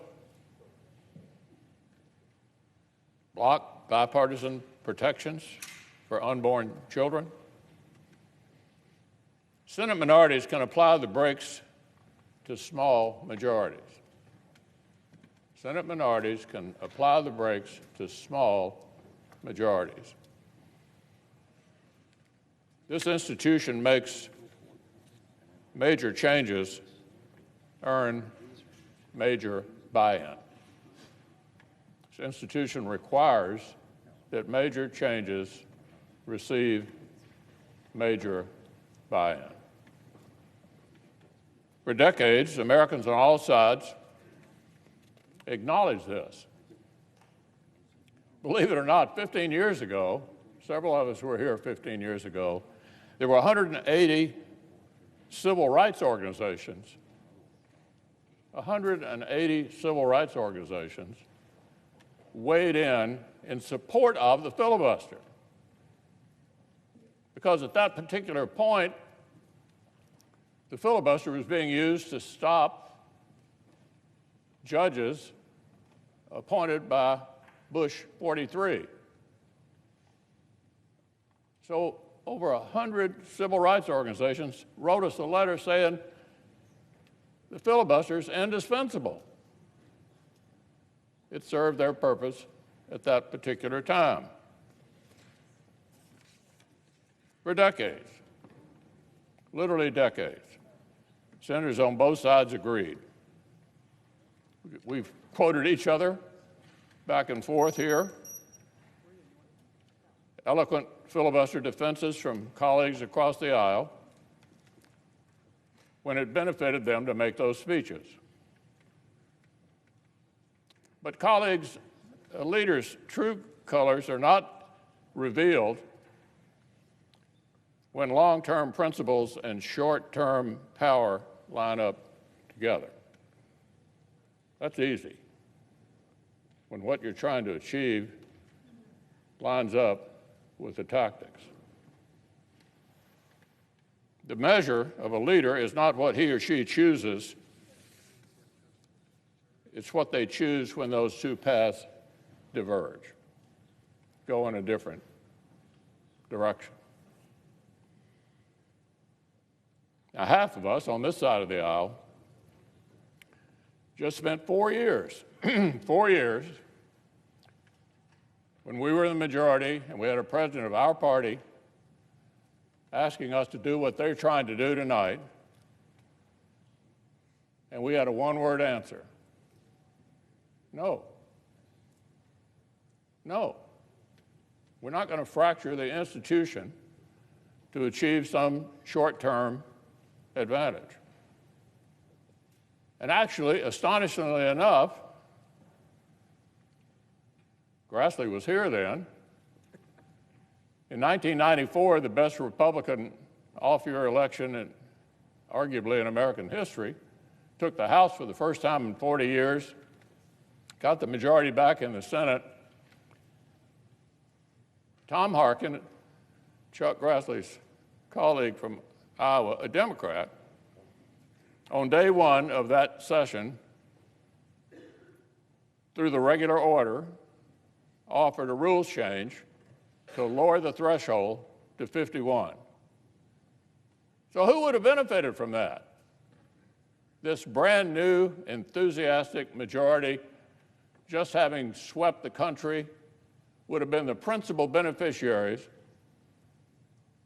of lowering the threshold to 51. Not one single Republican in the new majority voted to give themselves an advantage that would break the Senate. Not one. So we've been consistent on this side of the aisle in support of this institution as long as I've been here.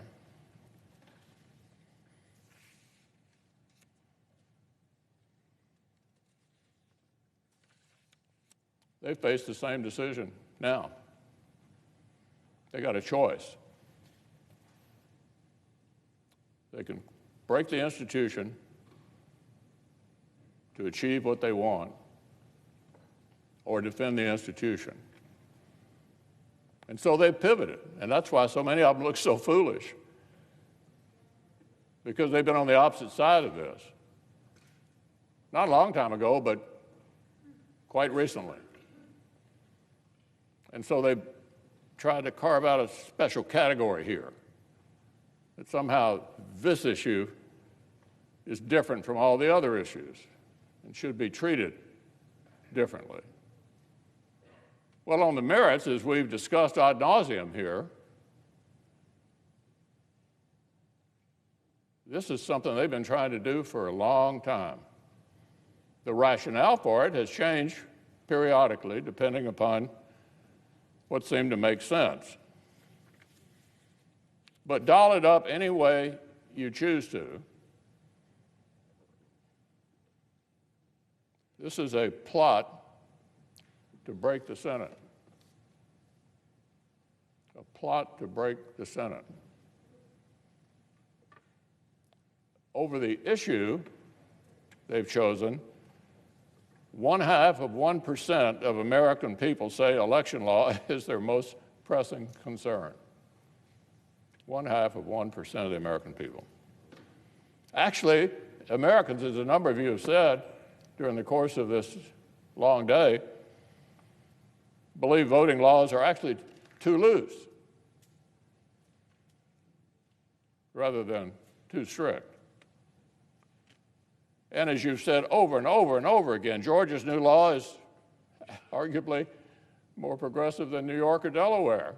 All of you have said that all day long. And this is the basis upon which the President of the United States calls people like us racist, traitors, over this? Over how many days of early voting you're going to have?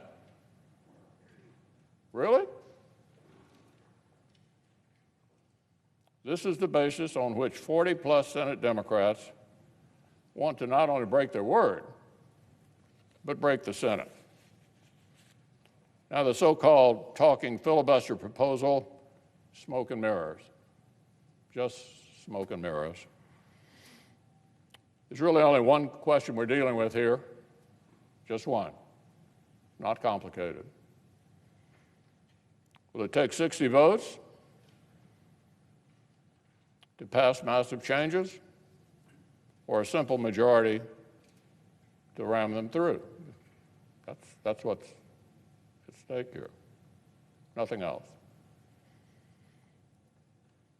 Will slender majorities need to build coalitions across the aisle or not? Will huge chunks of federal law reverse themselves whenever gavels change hands? We've talked about this all day long. That's what this is about. But colleagues, something even more fundamental is at stake tonight.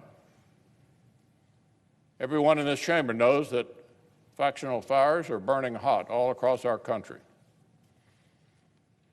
As I look around, I don't know if many of us have actually gathered in this chamber since January 6th of last year. We were all in here then. I stood up that day and I said self-government requires shared respect for basic ground rules. I said we couldn't keep drifting into two tribes and delegitimizing the few institutions we still share. Yes, the divisions run deep. Compromise is certainly challenging, but it would not serve a divided country if two factions take turns ruling over one another with an iron fist. Here is a solution for a divided country. Thoughtful compromise everywhere we can agree, And when we can't agree, it just doesn't happen. The American people are closely divided. We're reflected here with the 50-50 Senate for the longest time in American history. It's not a mandate to fundamentally transform America into something it's never been. Not what the voters voted for. Got here a narrow majority trying to jam through one after another proposals to fundamentally turn us into something we've never been. Well, here's the good news. The framers custom built the Senate to stop this kind of thing. That's why this institution was constructed in the first place. We're sitting in the place designed to stop this kind of thing. And we have an opportunity to do it here tonight. This is the first time in history that a Senate Majority Leader who is supposed to safeguard this institution has convinced nearly all of his party to attack the institution. That hadn't happened before. Tonight, for the first time in history, almost an entire political party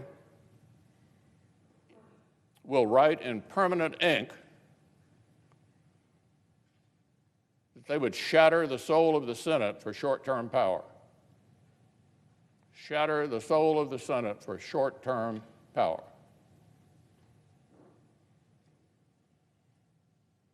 But a brave bipartisan majority of this body is about to stop them. About to stop them. We'll stop the Democratic leader from silencing the voices of millions upon millions of Americans who have a right to be heard in this chamber, many of them represented by us who come from small states. They derisively look down on us as a flyover territory, a place nobody wants to stop.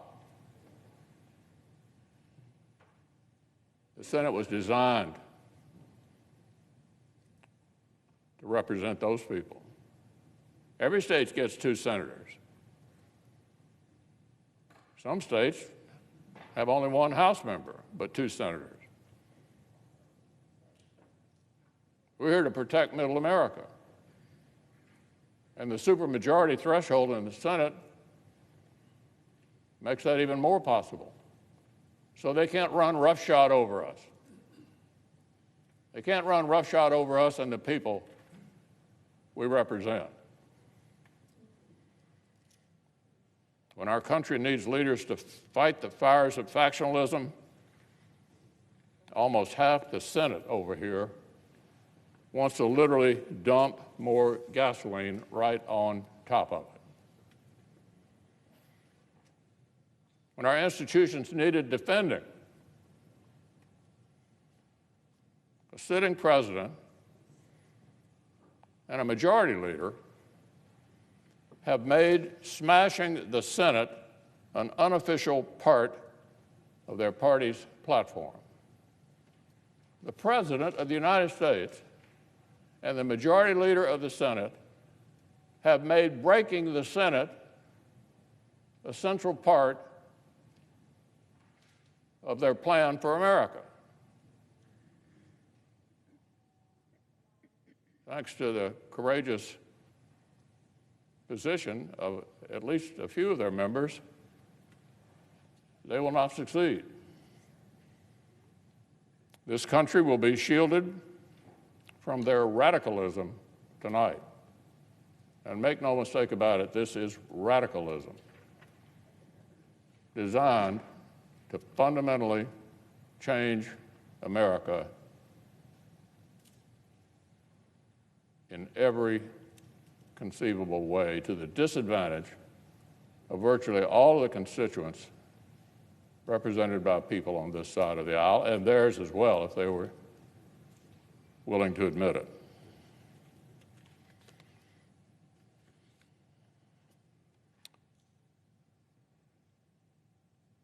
So the Senate will be saved tonight. The Senate will be saved tonight. America can breathe a sigh of relief. This radicalism will have been stopped, and it's a good day for America. I yield the floor.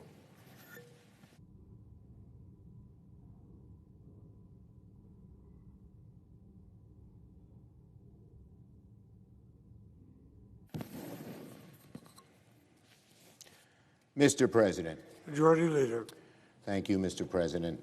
Quote, the denial of this sacred right to vote is a tragic betrayal of the highest mandates of our democratic tradition. A tragic betrayal of the highest mandates of our democratic tradition. Mr. President, those were the words of Dr. Martin Luther King, Jr. in his speech where he implored the federal government, and especially Congress, to take action on a simple request. Quote, give us the ballot. Today, the American people are saying the same thing. Give us the ballot. Let us not sink into the abyss of voter suppression. Give us the ballot. A few hours ago, this chamber, with the eyes of the nation upon it, and with the evidence of voter suppression laid bare before it, with very little refutation from the other side, they don't discuss the issues going on in the states, took a vote to move to final passage on the Freedom to Vote Act and the John Lewis Voting Rights Advancement Act. It received 50 votes, and with the Vice President, we would have had a majority. Unfortunately, under the current rules of the Senate, the door is closed to moving forward on these laws, so much part of the core values of our country. But make no mistake, on voting rights, inaction is not an option.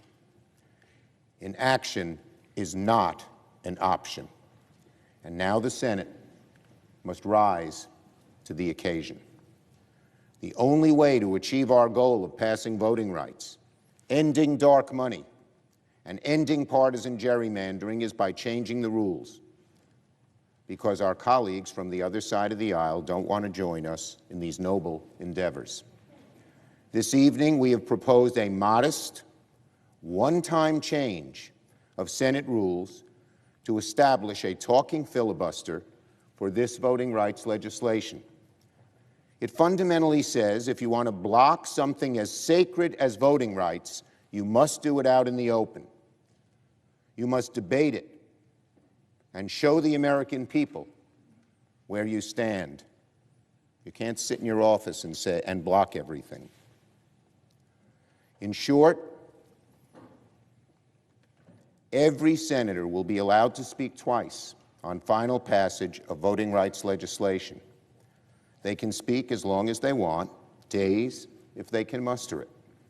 But all other dilatory tactics, any dilatory amendments, motions, and points of order shall be deemed out of order, and any appeals shall be determined without debate. After each member has had their say, it will be time to vote, and only 50 votes will be required for passage. Mr. President, this is a very simple, limited proposal, and it only applies to the voting right bills before us today.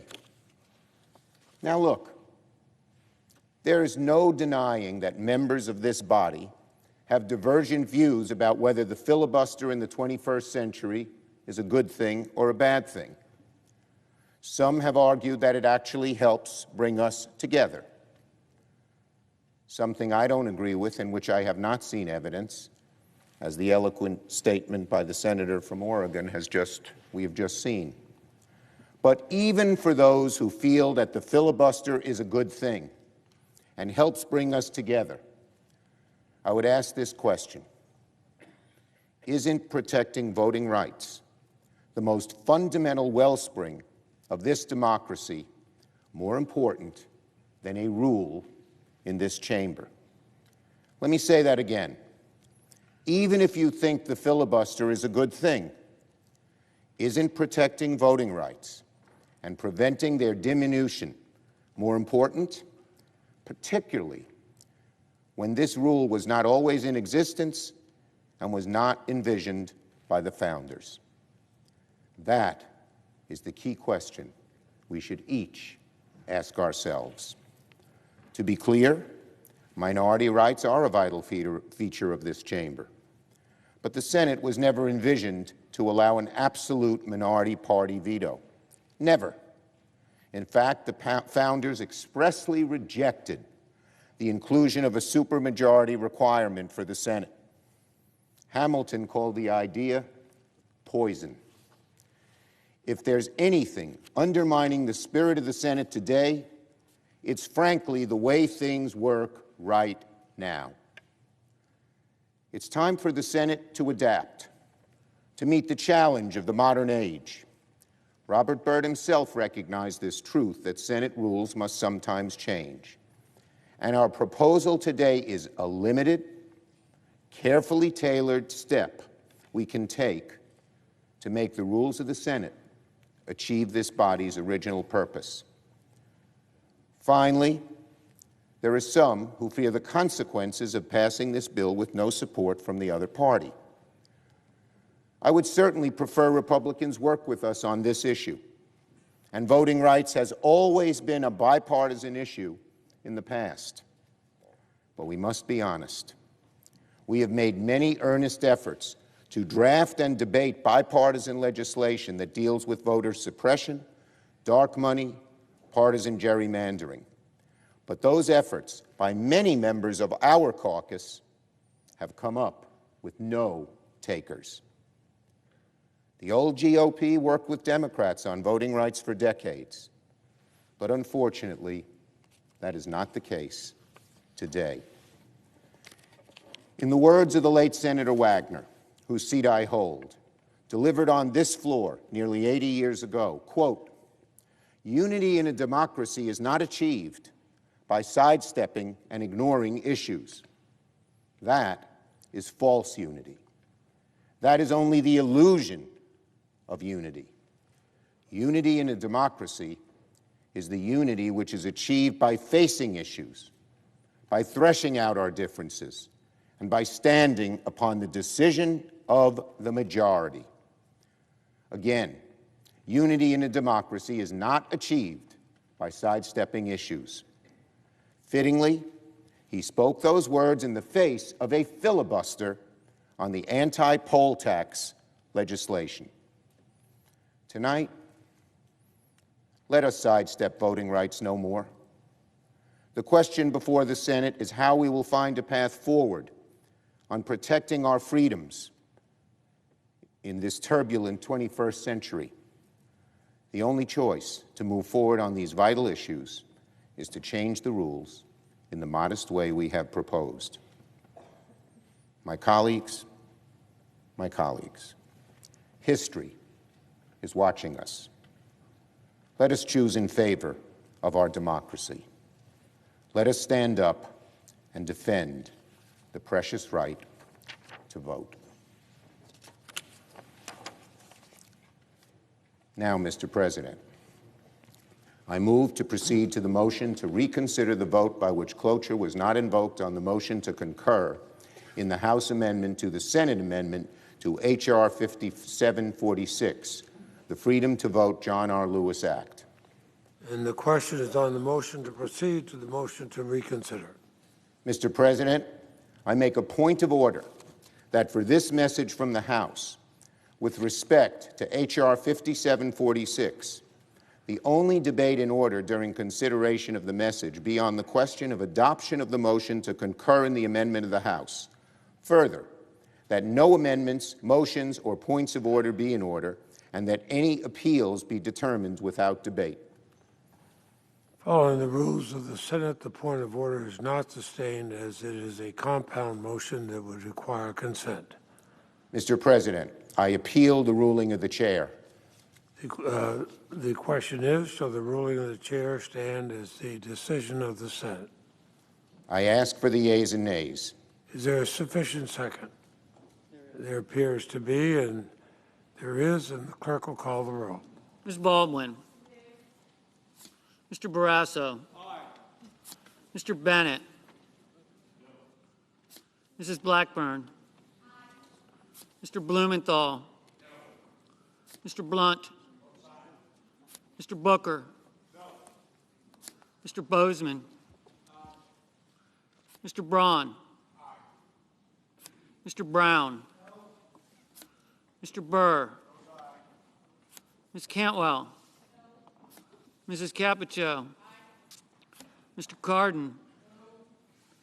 Mr. Carper. Mr. Casey.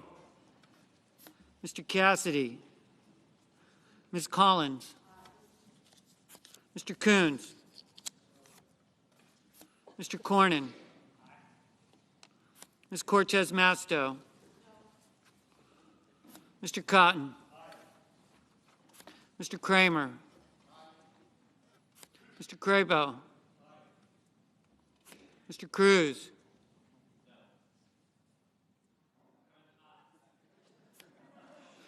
Mr. Daines. Ms. Duckworth. Mr. Durbin. Ms. Ernst. Mrs. Feinstein. Mrs. Fisher. Mrs. Gillibrand. Mr. Graham. Mr. Grassley. Mr. Haggerty. Ms. Hassan. Mr. Hawley. Mr. Heinrich. Mr. Hickenlooper. Ms. Hirono. Mr. Hoven. Mrs. Hyde-Smith. Mr. Inhofe. Mr. Johnson. Mr. Kane. Mr. Kelly. Mr. Kennedy. Mr. King. Ms. Klobuchar. Mr. Lankford. Mr. Leahy. Mr. Lee. Mr. Lujan. Ms. Lummis. Mr. Manchin. Mr. Markey. Mr. Marshall. Mr. McConnell. Mr. Menendez. Mr. Merkley. Mr. Moran. Ms. Murkowski. Mr. Murphy. Mrs. Murray. Mr. Ossoff. Mr. Padilla. Mr. Paul. Mr. Peters. Mr. Portman. Mr. Reed. Mr. Risch. Mr. Romney. Ms. Rosen. Mr. Rounds. Mr. Rubio. Mr. Sanders. Mr. Sass. Mr. Schatz. Mr. Schumer. Mr. Scott of Florida. Mr. Scott of South Carolina. Mrs. Shaheen. Mr. Shelby. Ms. Sinema. Ms. Smith. Ms. Stabenow. Mr. Sullivan. Mr. Tester. Mr. Thune. Mr. Tillis. Mr. Toomey. Mr. Tuberville. Mr. Van Hollen? Mr. Warner? Mr. Warnock? Ms. Warren? Mr. Whitehouse? Mr. Wicker? Mr. Wyden? Mr. Young?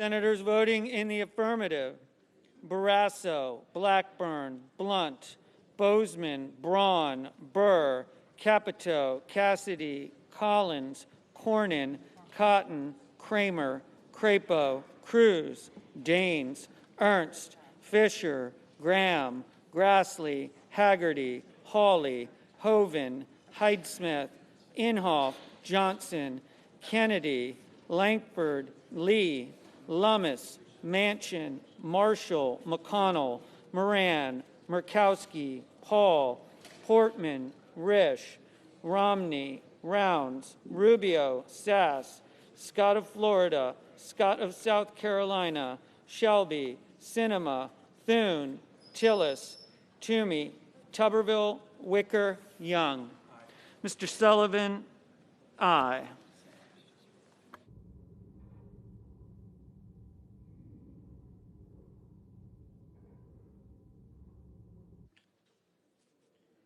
Senators voting in the negative: Baldwin, Bennett, Blumenthal, Booker, Brown, Cantwell, Cardin, Carper, Casey, Coons, Cortez Masto, Duckworth, Durbin, Feinstein, Gillibrand, Hassan, Heinrich, Hickenlooper, Hirono, Kane, Kelly, King, Klobuchar, Leahy, Lujan, Markey, Menendez, Merkley, Murphy, Murray, Ossoff, Padilla, Peters, Reed, Rosen, Sanders, Schatz, Schumer, Shaheen, Smith, Stabenow, Tester, Van Hollen, Warner, Warnock, Warren, Whitehouse, Wyden.